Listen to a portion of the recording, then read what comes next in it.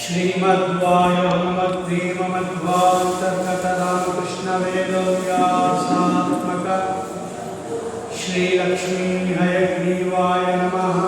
हरि ओम्। करोतु मम कल्याणं हरिः हयमुखाभिदः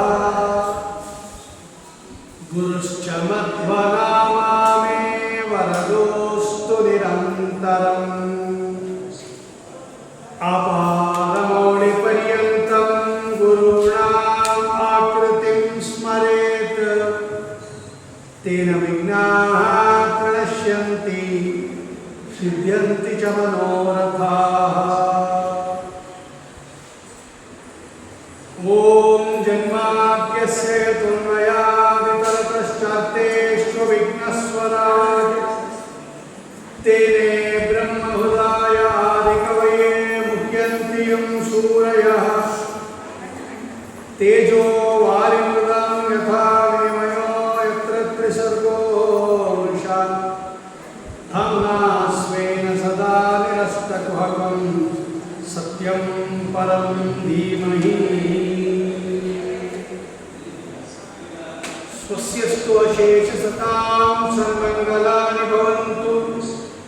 सम्यक् श्लोकैकश्रवणपठनमात्रेण वक्तुश्च श्रोतॄणां निखिलकलिकृत कल्मषामनोदनमन्तरे मोक्षार्थसाधनीभूते श्रीमद्भागवते महापुराणे सप्तमस्कन्धे नृसिंहावतारे अत्यधिककथाप्रारम्भः। हरि ओम्। ನಿನ್ನೆ ದಿವಸ ವೇದವ್ಯಾಸ ಜಯಂತಿ, ಇವತ್ತು ನರಸಿಂಹ ಜಯಂತಿ. ಭಗವಂತ ವೇದವ್ಯಾಸ ರೂಪದಿಂದ ಭೂಮಿಯಲ್ಲಿ ಅವತಾರ ಮಾಡಿದ ದಿವಸ ನಿನ್ನೆ ಆದರೆ,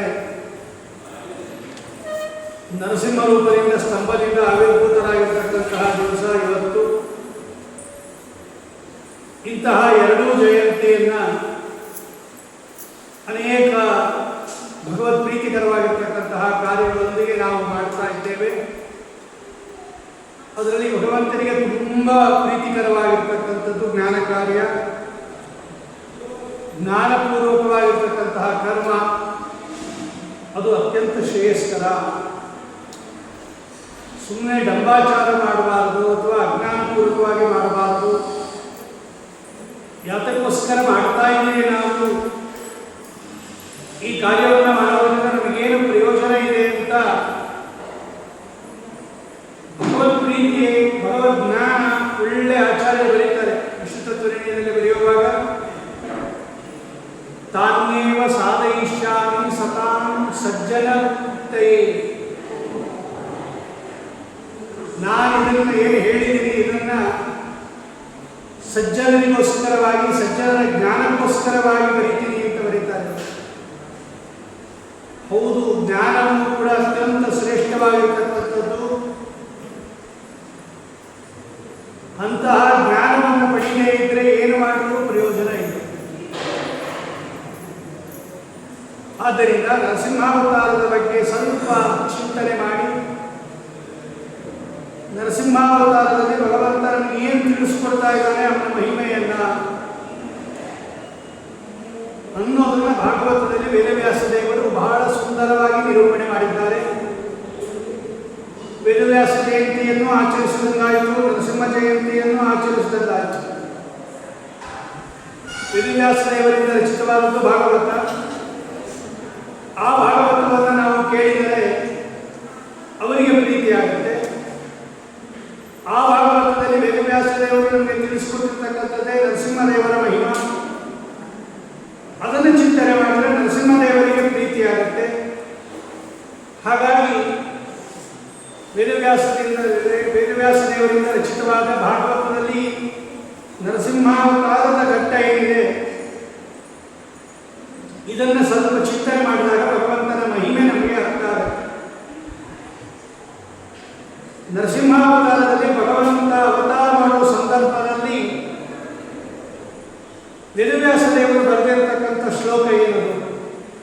ಸತ್ಯ ಸತ್ಯಂ ವಿಧಾತುಂ ನಿಜಭೃತ್ಯ ಭಾಷಿತಂ ವ್ಯಾಪ್ತಿಂಚ ಭೂತೇಷು ಅಖಿಲೇಷು ಚಾತ್ಮನಃ ಅದೃಶ್ಯತಾತ್ಮದ್ಭುತರೂಪ ಉದ್ವಹಂ ಸ್ತಂಭೆ ಸಭಾಯಾಂ ನಮೃಗಂ ನಮಾಂಶಂ.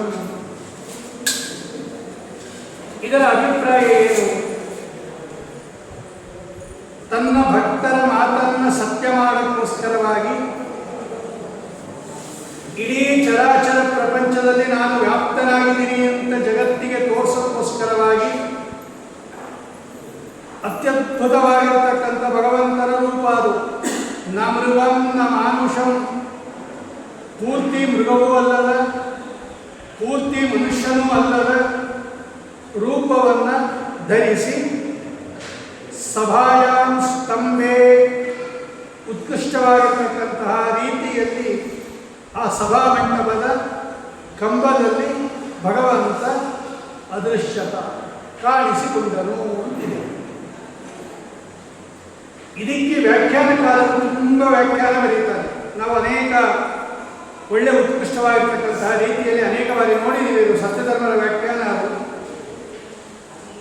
ಈ ಸತ್ಯಂ ವಿಧಾತುಂ ನಿಜವೃತ್ಯ ಭಾಷಿತಂ ಅನ್ನೋದರಿಂದ ಏನೇನು ತಿಳಿಸ್ತಾ ಇದ್ದಾನೆ ಭಗವಂತ? ಸತ್ಯಂ ವಿಧಾತುಂ ನಿಜವೃತ್ಯ ಭಾಷಿತಂ, ನಿಜವೃತ್ಯ ಭಾಷಿತಂ ಸತ್ಯಂ ವಿಧಾತುಂ. ನಿಜವೃತ್ಯನಾದ ಮೊದಲನೇದು ಪ್ರಹ್ಲಾದರಾಜ. ನಿಜವೃತ್ಯ ಅಂದರೆ ಏಕಾಂತ ಭಕ್ತರು. ಭಗವಂತ ಒಬ್ಬನೇ ಸರ್ವೋತ್ತಮನಾಗಿರ್ತಕ್ಕಂಥವನು, ಅತ್ಯಂತ ಶ್ರೇಷ್ಠ. ಏಕ ಅಂದರೆ ಪ್ರಾಧಾನ್ಯ, ಅತ್ಯಂತ ಸರ್ವೋತ್ತಮನಾದ ವ್ಯಕ್ತಿ ಅಂತ ಚೆನ್ನಾಗಿ ಯಾರು ಎಲ್ಲ ಕಾಲದಲ್ಲಿ ತಿಳ್ಕೊಂಡಿರ್ತಾರೆ ಇವರಿಗೆ ಏಕಾಂತ ಭಕ್ತರು ಅಂತ ಕರೀತಾರೆ. ನಿಜ ಭಕ್ತರು. ನಿಜ ಅಂದರೆ ಭಗವಂತನ ಸರ್ವೋತ್ತಮತ್ವವನ್ನು ತಿಳಿದವರು ಅಂತ ಅರ್ಥ. ಸತ್ಯಂ ವಿಧಾತುಂ ನಿಜವೃತ್ಯ ಭಾಷಿತಂ. ಇಂತಹವರು ಪ್ರಹ್ಲಾದರಾಜ. ನಾನು ಸರ್ವೋತ್ತಮ ಅಂತ ಹಿರಣ್ಯಕಶಿಪು ಹೇಳಿದಾಗ, ಮದನ್ಯಃ ಜಗದೀಶ್ವರ ಕಹ ಅಂತ ಕೇಳಿದಾಗ, ನನಗಿಂತ ದೊಡ್ಡವನಾದ ಜಗತ್ತಿನ ಈಶ್ವರ ಒಬ್ಬ ಇಲ್ಲ, ನಾನೇ ಜಗದೀಶ್ವರ ಅಂತ ಚೀರಾಡಿದಾಗ, ಕೂಗಾಡಿದಾಗ, ಯಾವ ಅಂಜಿಕೆ ಇಲ್ಲದೆ, ಯಾವ ಅಳಗಿಲ್ಲದೆ, ನ ಕೇವಲನ್ನೇ ಭವತಶ್ಚ ರಾಜನ್ ಸವೈಬಲಂ ಪರಿಣಾಂಚ ಪರೇಶಾಂ ಪರಾವರೇವಿ ಜಗದೀಶಮಾಯ ಬ್ರಹ್ಮಾದಯೋ ಏನ ವಶಂ ಪ್ರಣೀತಾ. ನೋಡಿ, ನಿರ್ಭಯವಾಗಿ ಭಗವಾನ ತೊಡೆ ಮೇಲೆ ಕೂತ್ಕೊಂಡು, ಹಿರಣ್ಯಕಶಿಪುವಿನ ತೊಡೆಯ ಮೇಲೆ ಕೂತ್ಕೊಂಡು ಈ ಮಾತನ್ನ ಆಡ್ತಾರೆ ಅವರು. ಇದು ನಿಜವೃತ್ಯ ಭಾಷಿತ. ಏಕಾಂತ ಭಕ್ತರಿಗೆ ಮಾತ್ರ ಇಂತಹ ಸಾಮರ್ಥ್ಯ ಇರುತ್ತೆ. ಅಂತಹ ನಿಜವೃತ್ಯ ಅಂದರೆ ಪ್ರಹ್ಲಾದರಾಜರು. ಅವರಿಂದ ಭಾಷಿತಂ ಹೇಳದ್ದು ಏನು? ಸತ್ಯಂ ವಿಧಾತುಂ ನಿಜವೃತ್ಯ ಭಾಷಿತಂ. ಪ್ರಹ್ಲಾದರಾಜರು ಏನು ಹೇಳಿದ್ದು? ಭಗವಂತ ಎಲ್ಲ ಕಡೆ ಇದ್ದಾನೆ, ಸ ಸರ್ವತ್ರ. ಎಲ್ಲಿದ್ದಾನೆ ಅಂತ ಹಿರಣ್ಯಕಶಿಪು ಕೇಳಿದಾಗ ಸ ಸರ್ವತ್ರ, ಎಲ್ಲ ಕಡೆ ಇದ್ದಾನೆ ಭಗವಂತ ಅಂತ ಹೇಳಿದ್ರು ಪ್ರಹ್ಲಾದರಾಜ. ಆವಾಗ ಹಿರಣ್ಯಕಶಿಪು ಕೇಳಿದ್ದೇನು? ಈ ಕಂಬದಲ್ಲಿ ಇದ್ದಾನ ಅಂತ ಕೇಳ್ದ. ಎಲ್ಲ ಕಡೆ ಇದ್ದಾನೆ ಅಂತ ನೀ ಹೇಳ್ದಿ, ಈ ಕಂಬದಲ್ಲಿ ಇದ್ದಾನ? ಇದ್ದಾನೆ ಎಂದು ಪ್ರಹ್ಲಾದರಾಜ. ಇದ್ದಾನೆ. ಕಸ್ಮಾತ್ ಸ್ತಂಭೆ ನ ದೃಶ್ಯತೆ ಸ್ತಂಭೇನ ದೃಶ್ಯತೆ. ಕಂಬದಲ್ಲೂ ಇದ್ದಾನೆ, ಕಂಬದಲ್ಲೂ ಕಾಣಿಸ್ತಾನೆ. ಆವಾಗ ಹಿರಣ್ಯಕಶಿಪು ಏನು ಮಾಡಿದ? ಈ ಕಂಬದಲ್ಲಿ ನಿನ್ನ ಸ್ವಾಮಿ ಇದ್ದರೆ ನಾನು ಈ ಕಂಬವನ್ನು ಹೊಡಿತೀನಿ, ನಿಮ್ಮ ಸ್ವಾಮಿ ಕಾಣಿಸ್ಕೊಳ್ಳಿ ಅಂತ ಅವನು ಹಠ ಹೇಳಬೇಕು. ಇದೇ ತಾನೇ ಕಂಬ, ಇಲ್ಲೇ ತಾನೇ ನಿಮ್ಮ ಸ್ವಾಮಿ ಇರೋದು. ಈಗ ನಾನು ನಿನ್ನನ್ನು ಸಂಹಾರ ಮಾಡ್ತೀನಿ, ಈ ಕಂಬವನ್ನು ಹೊಡಿತೀನಿ, ನಿನ್ನ ಸ್ವಾಮಿ ನಿನ್ನನ್ನು ರಕ್ಷಣೆ ಮಾಡಲಿ, ನಿನ್ನ ಹರಿ ನಿನ್ನನ್ನು ರಕ್ಷಣೆ ಮಾಡಲಿ ಅಂತ ಸವಾಲು ಹಾಕಿದ್ದ ಅವನು ಹಿರಣ್ಯಕಶಿಪು. ಈಗ ಭಗವಂತ ಒಂದು ವೇಳೆ ಕಂಬದಿಂದ ಅದೇ ಇದ್ದಿದ್ರೆ ಭಕ್ತನ ಮಾತನ್ನು ಸತ್ಯ ಮಾಡಕ್ಕಾಗ್ತಾ ಇರಲಿಲ್ಲ. ನಾಳೆ ಯಾರು ಹೋಗ್ತಾ ಇರಲಿಲ್ಲ ಭಗವಂತ ಸರ್ವತ್ರ ಇದ್ದಾನೆ ಅಂತ. ಸತ್ಯಂ ವಿಧಾತುಂ ನಿಜವೃತ್ಯಾದರೆ ಪ್ರಹ್ಲಾದರಾಜರು ನಿಜವೃತ್ಯೇನ ಭಾಷಿತಂ ಪ್ರಹ್ಲಾದೇನ ಭಾಷಿತಂ ಸ ಸರ್ವತ್ರ ಇತ್ತು. ಎಲ್ಲ ಕಡೆ ಭಗವಂತ ಇದ್ದಾನೆ ಅಂತಕ್ಕಂತಹ ಮಾತನ್ನು ಸತ್ಯ ಮಾಡಕ್ಕೋಸ್ಕರವಾಗಿ ಭಗವಂತ ಸ್ತಂಭೇ ಸಭಾಯ ಮೃಗಂ ನಭಾವಿಷಂ ಅದೃಶ್ಯತ, ಸ್ತಂಭದಲ್ಲಿ ಭಗವಂತ ಕಾಣಿಸಿಕೊಂಡ. ಇದರಿಂದ ನಮಗೇನು ಭಗವಂತನ ಗುಣ ಗೊತ್ತಾಗುತ್ತೆ, ನರಸಿಂಹದೇವರ ಏನು ಗುಣ ಗೊತ್ತಾಗುತ್ತೆ ಅಂದರೆ, ನಾವು ನಿಜ ಭಕ್ತರಾಗಿದ್ದರೆ ನಮ್ಮ ಎಲ್ಲ ಮಾತನ್ನು ಭಗವಂತ ಸತ್ಯ ಮಾಡ್ತಾನೆ. ಅದು ಚಿಕ್ಕವರಾಗಿರ್ಬೋದು ದೊಡ್ಡವರಾಗಿರ್ಬೋದು, ವಯಸ್ಸು ಮುಖ್ಯ ಅಲ್ಲ. ಪ್ರಹ್ಲಾದರಾಜರಿಗೆ 5 ವರ್ಷ. ಪ್ರಹ್ಲಾದರಾಜರಿಗೆ ಇದ್ದದ್ದೇನು ದೃಢವ ನಂಬಿಕೆ, ಶಾಸ್ತ್ರದಲ್ಲಿ ನಂಬಿಕೆ, ಗುರುಗಳ ಮಾತಿನಲ್ಲಿ ನಂಬಿಕೆ, ಭಗವಂತ ಸರ್ವತ್ರ ಇದ್ದಾನೆ ಅಂತಕ್ಕಂಥ ಶಾಸ್ತ್ರದಲ್ಲಿ ನಂಬಿಕೆ ಅವನಿಗೆ. ತಸ್ಮಾತ್ ಶಾಸ್ತ್ರ ಪ್ರಮಾಣಂತೆ ಕಾರ್ಯಕಾರ್ಯ ವ್ಯವಸ್ಥಿತ.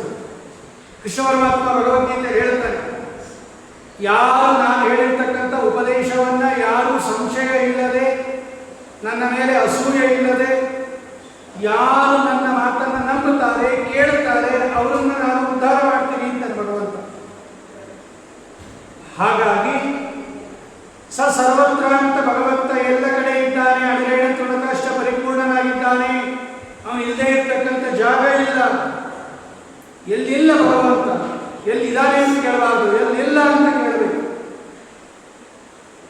ಹಾಗಾಗಿ ಆ ಅಷ್ಟು ಧಾರ್ಮ್ಯತೆ ಹೊಂದಿದ, ಅದು ಏನು ಯಾವಾಗಲೂ ಅಲ್ಲ, ಅದು ಪ್ರಾಣ ಹೋಗುವ ಸಂದರ್ಭದಲ್ಲಿ ನಿನ್ನನ್ನು ನಾನು ಕೊಂದು ಬಿಡ್ತೀನಿ, ಶಿರಃಕಾಯ ಧರಾಮಿಗೆ, ನನ್ನ ಕೈಯಲ್ಲಿರ್ತಕ್ಕಂಥ ಖಡ್ಗದಿಂದ ನಿನ್ನ ತಲೆಯನ್ನು ಕತ್ತರಿಸ್ತೀನಿ, ಆಗ ನಿನ್ನ ಹರಿ ರಕ್ಷಣೆ ಮಾಡಿ ಅಂತ ಹೇಳಿ ಖಡ್ಗ ತಗೊಂಡು ಪ್ರಹ್ಲಾದರಾಜರ ಬಳಿಗೆ ಬರ್ತಾ ಇರ್ತಕ್ಕಂಥ ಹಿರಣ್ಯಕಶಿಪುವನ್ನು ನೋಡಿದ್ರೂ ಕೂಡ ಒಂದು ಚೂರು ವಿಚಲಿತರಾಗಲಿಲ್ಲ ಪ್ರಹ್ಲಾದರಾಜರು. ಸರ್ವತ್ರ ಅವನೆಲ್ಲ ಕಡೆ ಇದ್ದಾನೆ, ಅವನೇ ರಕ್ಷಣೆ ಮಾಡ್ತಾ ಇರೋದು. ಹಿಂದೆನೇ ಹೇಳಿದ್ದರು, ಸರಕ್ಷಿತ ರಕ್ಷತಿ ಯೋಹಿ ಗರ್ಭೆ. ತಾಯಿಯ ಉದರದಲ್ಲಿ ಯಾರು ನಮ್ಮನ್ನು ರಕ್ಷಣೆ ಮಾಡ್ತಾರೋ ಹೊರಗಡೆನೂ ಅವರೇ ರಕ್ಷಣೆ ಮಾಡೋದು. ಇವರೆಲ್ಲ ರಕ್ಷಕರು ಅಂತ ನಮ್ಮ ಭ್ರಮೆ ಅಷ್ಟೇ. ಅದು ಯಾರು ಅಸ್ವತಂತ್ರರಾಗಿರ್ತಕ್ಕಂಥವರು ಒಬ್ಬರು ರಕ್ಷಣೆ ಮಾಡಲ್ಲ ಅನ್ನೋದು ಸೂತ್ರ. ಓಂ ಅನವಸ್ಥಿತೇ ಅಸಂಭವಾಚ ನೇತರಃ ಓಂ ಅಂತ ಒಂದು ಸೂತ್ರ ಇದೆ. ಜೀವನನ್ನ ರಕ್ಷಣೆ ಮಾಡಲ್ಲ, ಪರಮಾತ್ಮನೇ ರಕ್ಷಣೆ ಮಾಡೋದು. ಹಾಗಾದರೆ ತಂದೆ ರಕ್ಷಣೆ ಮಾಡೋದು, ತಾಯಿ ರಕ್ಷಣೆ ಮಾಡೋದು, ಗಂಡ ರಕ್ಷಣೆ ಮಾಡೋದು, ಪತಿ ರಕ್ಷಣೆ ಮಾಡೋದು ಕಂಡಿದೆಯಲ್ಲ ಅಂದರೆ ಒಳಗೆ ಭಗವಂತ ಇರ್ತಾನೆ. ಒಳಗೆ ಇದ್ದು ಭಗವಂತ ರಕ್ಷಣೆ ಮಾಡೋದು. ಆ ಭಗವಂತನ ವ್ಯಾಪಾರನೇ ಹಂಗೆ, ಒಳಗಿದ್ದು ಭಗವಂತ ರಕ್ಷಣೆ ಮಾಡ್ತಾನೆ. ನಾವು ಮೇಲ್ನೋಟಕ್ಕೆ ಇವರೇ ರಕ್ಷಣೆಕರು ಅಂತ ತಿಳ್ಕೊಂಡ್ಬಿಡ್ತೀವಿ, ಹಂಗಲ್ಲ. ಸರಕ್ಷಿತ ರಕ್ಷತೆಯೋ ಹೀಗಂತೆ ಇಷ್ಟು ದೃಢವಾದ ವಿಶ್ವಾಸ ಇತ್ತು ಪ್ರಹ್ಲಾದರಾಜನಿಗೆ. ಅಂದ್ರೆ ಏನು? ಸತ್ಯಂ ವೇದಾತಂ ನಿಜವೃತ್ಯ ಭಾಷಿತಂ ಅಂದಾಗ, ನಿಜವೃತ್ಯ ಅಂದರೆ ಪ್ರಹ್ಲಾದ, ಅವನಿಂದ ಭಾಷಿತಂ ಹೇಳಲ್ಪಟ್ಟಿತ್ತು ಎಲ್ಲ ಕಡೆ ಭಗವಂತ ಇದ್ದಾನೆ ಸರ್ವತ್ರ ಅಂತ. ನನ್ನ ಭಕ್ತರ ಮಾತನ್ನು ನಾನು ಸತ್ಯ ಮಾಡುತ್ತೀನಿ ಅಂತ ಹೇಳಿ ಭಗವಂತ ಕಂಬದಿಂದ ಬಂದ. ಇದು ಮೊದಲನೇ ಅರ್ಥ. ಇದರಲ್ಲಿ ಭಗವಂತ ಏನು ತಿಳಿಸ್ಕೊಡ್ತಾ ಇದ್ದೇನೆ ನಮಗೆ? ನಾವು ಭಗವಂತನಲ್ಲಿ ಇಷ್ಟು ನಿಷ್ಠೆ ಇದ್ದರೆ, ಭಗವಂತನ ಸರ್ವತ್ರ ವ್ಯಾಪ್ತತೆಯಲ್ಲಿ ನಮಗೆ ಇಷ್ಟು ದೀಕ್ಷೆ ಇದ್ದರೆ, ನಮ್ಮನ್ನೂ ಭಗವಂತ ರಕ್ಷಣೆ ಮಾಡುತ್ತಾನೆ, ನಮ್ಮನ್ನೂ ಮಾಡುತ್ತಾನೆ. ಯಾದವಾರ್ಯ ಪ್ರವೃತ್ತಿಗಳ ವಿಷಯದಲ್ಲಿ ನಾವು ನೋಡಿದ್ದೀವಿ. ಅಗ್ರತೋ ನಾರಸಿಂಹಶ್ಚ ಪೃಷ್ಠತೋ ಗೋಪಿನಂದನ ಉಭಯೋ ಪಾರ್ಶ್ವಯೋ ರಾಷ್ಟ್ರಂ ಸಶರೋ ರಾಮ ಲಕ್ಷ್ಮಣೋ. ಹಿಂದೆ ನರಸಿಂಹದೇವರಿದ್ದಾರೆ, ಅಗ್ರತೋ ನಾರಸಿಂಹಶ್ಚ, ಮುಂದೆ ನರಸಿಂಹದೇವರಿದ್ದಾರೆ, ಪೃಷ್ಠತೋ ಗೋಪಿನಂದನ, ಹಿಂದೆ ಕೃಷ್ಣ ಇರ್ತಾನೆ, ಅಕ್ಕಪಕ್ಕದಲ್ಲಿ ರಾಮ ಲಕ್ಷ್ಮಣರು ಧನುರ್ಬಾಣಗಳಾಗಿ ದಾರಿಗಳಾಗಿ ಇರುತ್ತಾರೆ. ಯಾವಾಗಲೂ ಸಜ್ಜನರನ್ನು ರಕ್ಷಣೆ ಮಾಡ್ತಿರ್ತಾರೆ, ನಾವು ಗೊತ್ತಿಲ್ಲದಂಗೆ ಅಂತ ಯಾದವಾರ್ಯರು ಇದನ್ನು ಮಂತ್ರ ಹೇಳಿ ಶ್ಲೋಕ ಹೇಳಿ ಹೋಗೋದು. ದಾರಿಯಲ್ಲಿ ಕಳ್ಳರು ಬಂದಾಗ ಹೆದರಿ ಎಲ್ಲವನ್ನು ಇಟ್ಟು ಹೋಗೋದು. ನಿಮ್ಮ ಹಿಂದೆ ಮುಂದೆ ಇಲ್ಲ ಒಂದು ಸಿಂಹ ಇದೆ, ಹಿಂದೆ ಕೃಷ್ಣ ಇದ್ದಾನೆ, ಇಬ್ಬರು ಧ್ವಜಧಾರಿಗಳಾಗಿದ್ದಾರೆ, ನಾನು ನೋಡ್ತಾ ಇದ್ದೀನಿ ಅಂತಾರೆ. ಅಂದ ಮೇಲೆ ನಮಗೆ ಇತಿಹಾಸನೂ ಹೇಳುತ್ತೆ ಯಾರು ಭಗವಂತನನ್ನು ರಕ್ಷಣೆ ಮಾಡ್ತಾರೆ, ಯಾರು ಭಗವಂತನನ್ನು ಕೊಂಡಾಡುತ್ತಾರೆ, ಭಗವಂತ ರಕ್ಷಕ ಅಂತ ತಿಳ್ಕೊತಾರೆ, ಸತ್ಯಂ ವಿಧಾತುಂ ನಿಜಭೃತ್ಯ ಭಾಷಿತಂ. ಜಗನ್ನಾಥ ಯತಿಗಳು, ವ್ಯಾಸರಾಜ ಮಠದ ಪರಂಪರೆಯಲ್ಲಿ ಬಂದಿರತಕ್ಕಂಥ ಮಹಾಜ್ಞಾನಿಗಳವರು, ಸೂತ್ರದೀಪಿಕಾ ಭಾಷ್ಯದೀಪಿಕಾ ಬರೆದಿರತಕ್ಕಂಥವರು, ಹುಣಸೆ ಮರದಿಂದ ಪ್ರತ್ಯಕ್ಷನಾಗಿ ನರಸಿಂಹದೇವರು ಆಮ್ರಸ್ತಂಭ ಸಮಾಗತ್ಯ ತಾಮ್ರತುಂಡ ನಿಹತ್ಯ ಸಹ ಅವರನ್ನು ಕ್ರೂರ ದೈತ್ಯರು ಕಳ್ಳರು ಎಲ್ಲ ಬಂದು ಆಕ್ರಮಣ ಮಾಡಿದಾಗ ಅಲ್ಲೇ ಇದ್ದ ತಿಂತ್ರಿಣಿ ವೃಕ್ಷದಿಂದ ನರಸಿಂಹದೇವರು ಆವಿರ್ಭೂತರಾಗಿ ಜಗನ್ನಾಥ ಯತಿಗಳನ್ನು ರಕ್ಷಣೆ ಮಾಡಿದರು ಅಂತ ಅವರ ಚರಿತ್ರೆಯಲ್ಲಿದೆ ನೋಡಿ. ಇದನ್ನೆಲ್ಲ ನಾವು ಗಮನಿಸಿದಾಗ ಭಗವಂತ ಈ ಒಂದು ಸತ್ಯಂ ವಿಧಾತು ನಿಜಭೃತ್ಯ ಭಾಷಿತಂ ಅಂತ ಹೇಳುವುದರ ಮೂಲಕ ನೀವೇನಾದರೂ ನಿಜಭೃತ್ಯರಾಗಿದ್ದರೆ ನಾನು ನಿಮ್ಮನ್ನು ರಕ್ಷಣೆ ಮಾಡ್ತೀನಿ. ವಾದಿರಾಜ ಸ್ವಾಮಿಗಳು ತೀರ್ಥ ಪ್ರಬಂಧದಲ್ಲಿ ಅಹೋಬಲ ಕ್ಷೇತ್ರವನ್ನು ವರ್ಣನೆ ಮಾಡುವಾಗ ಯಾರ್ಯಾರು ವಾಕ್ಯಾರ್ಥ ಮಾಡ್ತಾರೆ, ಯಾರ್ಯಾರು ಪರಮತ ನಿರಾಕರಣೆ ಮಾಡ್ತಾರೆ, ಯಾರ್ಯಾರು ಗ್ರಂಥ ರಚನೆ ಮಾಡ್ತಾರೆ, ಯಾರ್ಯಾರು ಪರಿಗಿಯ ಸಭೆಗಳಿಗೆ ಹೋಗಿ ಅದ್ಭುತ ಸಿದ್ಧಾಂತವನ್ನು ಸ್ಥಾಪನೆ ಮಾಡ್ತಾರೆ, ಅವರು ಹಿಂದೆ ಇರ್ತೀನಿ ಅಂತಾರಂತೆ ನರಸಿಂಹದೇವರು. ನಾನಿರ್ತೀನಿ, ಯೋಚನೆ ಮಾಡಬೇಕು. ಸಿಂಹರೂಪದಿಂದ ನಾನಿರ್ತೀನಿ ಅಂತ ತೋರ್ಸಕ್ಕೆ ಸಿಂಹರೂಪದಿಂದ ಇದ್ದಾನೆ ಅಂತ ಅಹೋಬಲ ನರಸಿಂಹದೇವರನ್ನ ವರ್ಣನೆ ಮಾಡುವಾಗ ವಾದಿರಾಜ ಸ್ವಾಮಿಗಳು ವರ್ಣನೆ ಮಾಡಿದ್ದಾರೆ. ಉದ್ಯನ್ಮತ್ವ ಮತಾಯುಧೇನ ಪರಿತಃ, ಯಾರು ಪರಮತವನ್ನು ನಿರಾಕರಣೆ ಮಾಡ್ತಾರೆ ಸೋಹಂ ಸಹಾಯ ಸ್ಥಿತಿ, ನಾನು ಸಹಾಯ ಮಾಡ್ತೀನಿ ಅವರಿಗೆ ಅಂತ.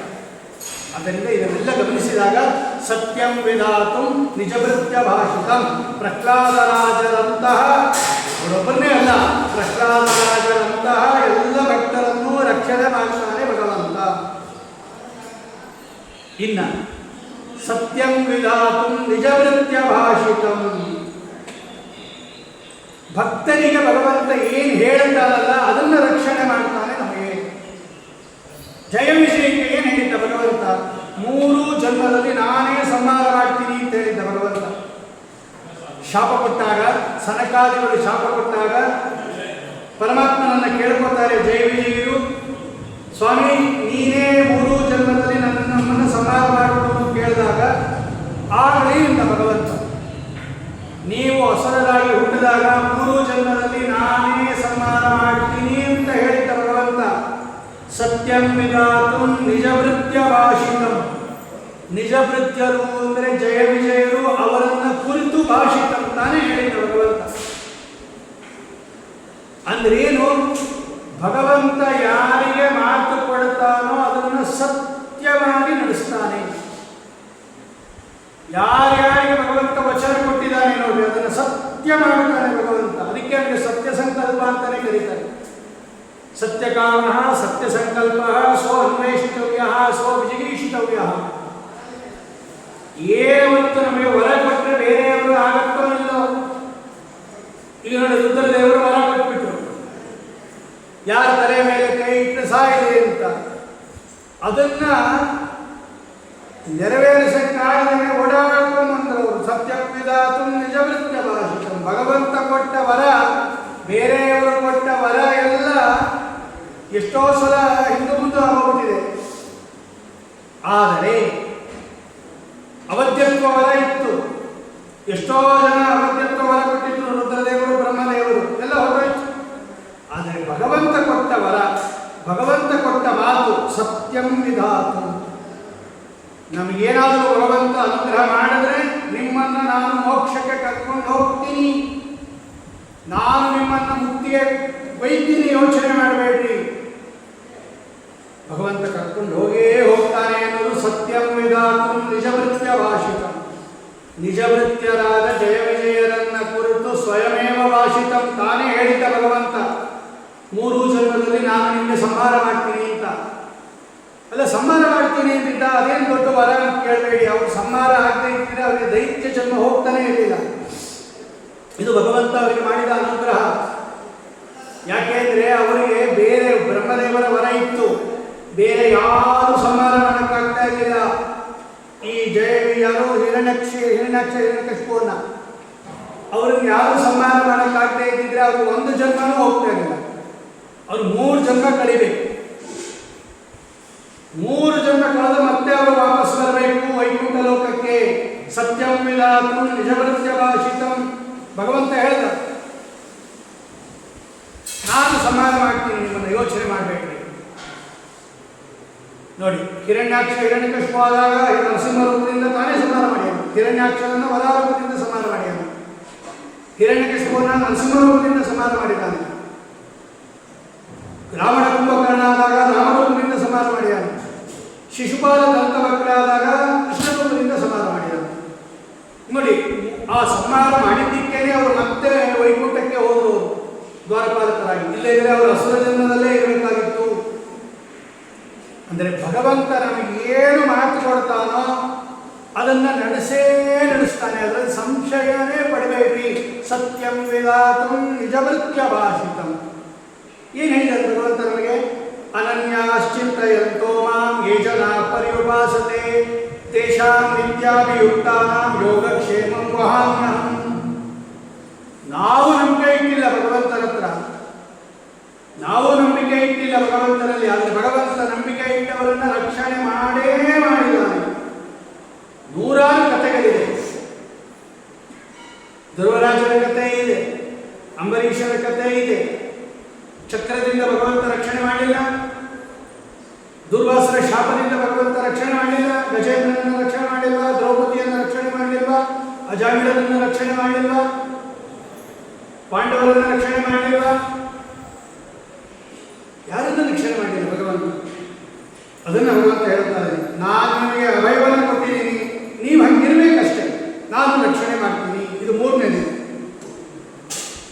ಇನ್ನ ಸತ್ಯಂ ವಿಧಾತಂ ನಿಜವೃತ್ಯ ಭಾಷಿತಂ. ನಿಜವೃತ್ಯರು ಯಾರು ಅಂದರೆ ಈ ಸನಕಾದಿಗಳು. ಅವರೇನು ಕೊಟ್ಟಿದ್ರು?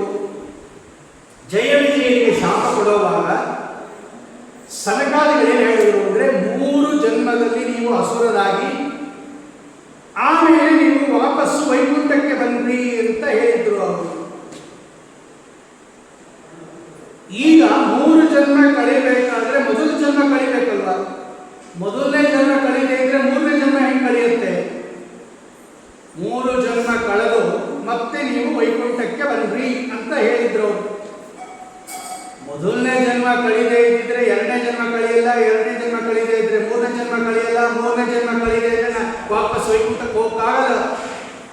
ಜೈ ವಿಜಯ ಆ ಮಾತು ಏನು ಕೊಟ್ಟಿದ್ರು? ನೀವು ಮರಳಿ ವೈಕುಂಠಕ್ಕೆ ಬನ್ನಿ, ನೀವು ಮರಳಿ ವೈಕುಂಠಕ್ಕೆ ಬನ್ನಿ ಅಂತ ಏನು ಸನಕಾದಿಗಳು ಶಾಪ ಕೊಟ್ಟಿದ್ರು, ಅವರ ಮಾತನ್ನು ಸತ್ಯ ಮಾಡೋಕ್ಕೋಸ್ಕರವಾಗಿ ಭಗವಂತ ಮೊದಲನೇ ಜನ್ಮವನ್ನು ಕಳೆಯಕ್ಕೋಸ್ಕರವಾಗಿ ಭಗವಂತ ವರಾಹ ರೂಪದಿಂದ ಒಮ್ಮೆ ಬಂದ, ನರಸಿಂಹ ರೂಪದಿಂದ ಮತ್ತೊಮ್ಮೆ ಬಂದಿದ್ದಾನೆ.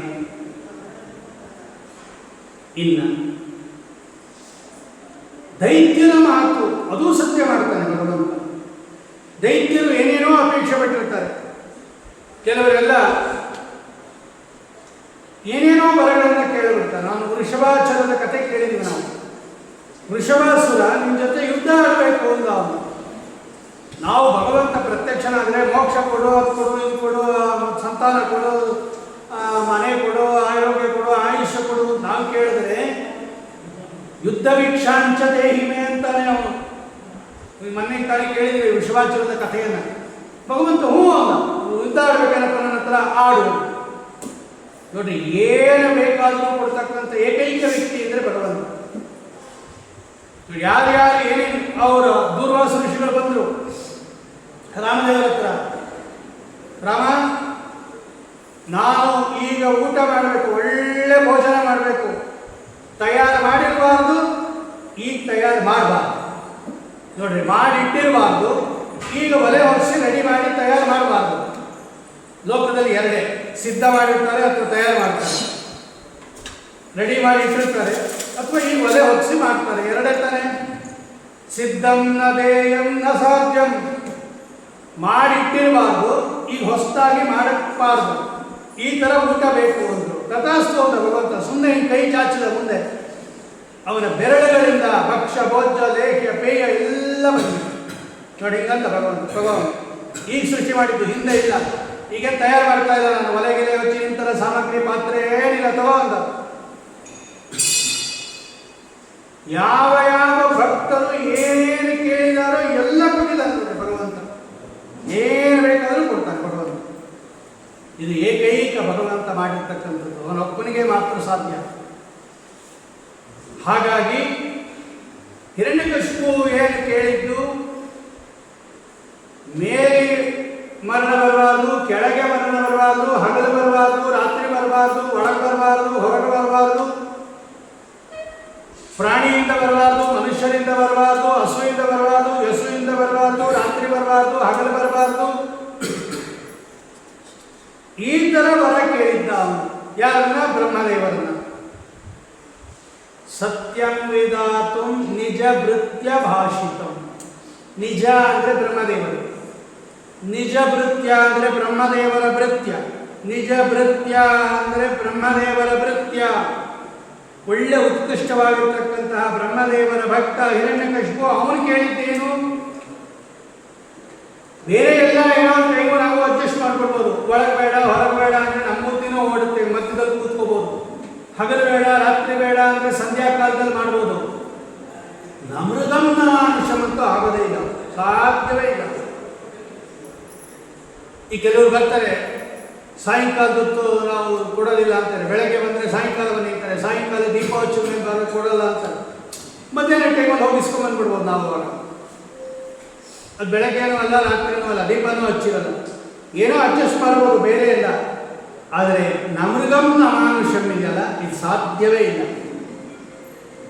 ಬೇರೆಲ್ಲ ಮೃಗ ಆಗಿರಬೇಕು, ಕೆಳಗೆಲ್ಲ ಮನುಷ್ಯ ಆಗಿರಬೇಕು.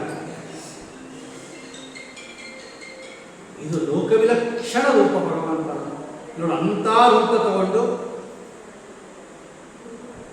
ನೀನು ಈ ವರ ಕೇಳಿದೇನಪ್ಪ, ಮೃಗವೂ ಅಲ್ಲದ ಮನುಷ್ಯನೂ ಅಲ್ಲದವರಿಂದ ನನಗೆ ಮರಣ ಬರಬಾರ್ದು, ಮೃಗದಿಂದ ಅಲ್ಲ. ನೋಡಿ, ನಾ ಪೂರ್ತಿ ಮೃಗನೂ ಅಲ್ಲ, ಪೂರ್ತಿ ಮನುಷ್ಯನೂ ಅಲ್ಲ,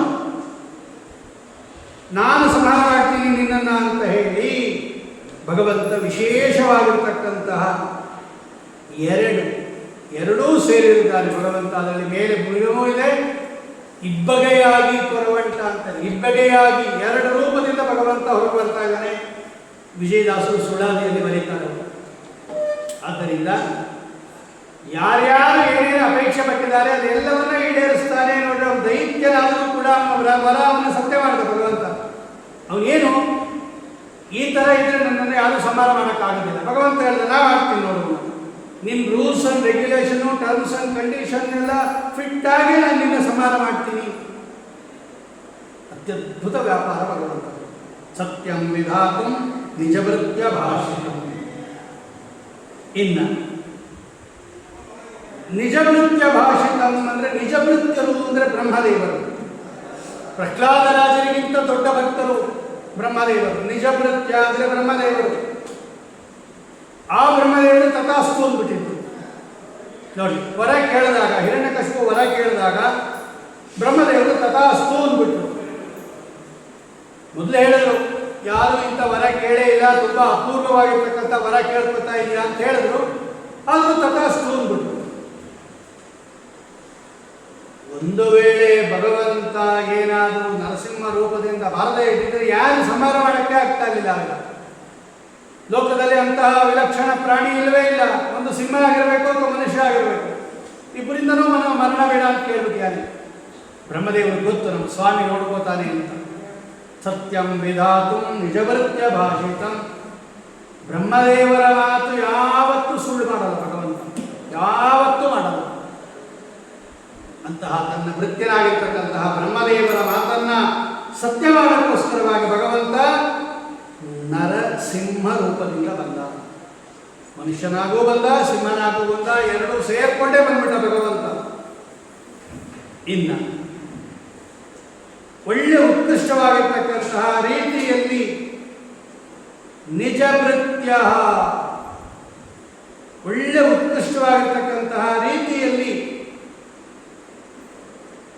ಎಲ್ಲಿದ್ದಾನೆ ಭಗವಂತ ಅಂತ ಕೇಳಿದ್ದಾನೆ. ಎಲ್ಲಿ ಹರಿ, ಎಲ್ಲಿದ್ದಾನೆ ಹರಿ? ಒಂದು ವೇಳೆ ಅವನು ಎಲ್ಲ ಕಡೆ ಇದ್ರೆ ಬಂದು ಕಾಪಾಡಲಿ ಅಂತ ಕೇಳಿದ್ದ ಹಿರಣ್ಯಕಶಿಪು. ಸತ್ಯಂ ವಿಧಾತುಂ ನಿಜಭೃತ್ಯ ಭಾಷಿತಂ. ನಿಜಭೃತ್ಯ ಆಗಿರ್ತಕ್ಕಂತಹ, ಯಾಕೆಂದ್ರೆ ಹಿರಣ್ಯಕಶಿಪು ಒಳಗಡೆ ಜಯ ಇದ್ದಾನೆ, ಅವನು ನಿಜಭೃತ್ಯ.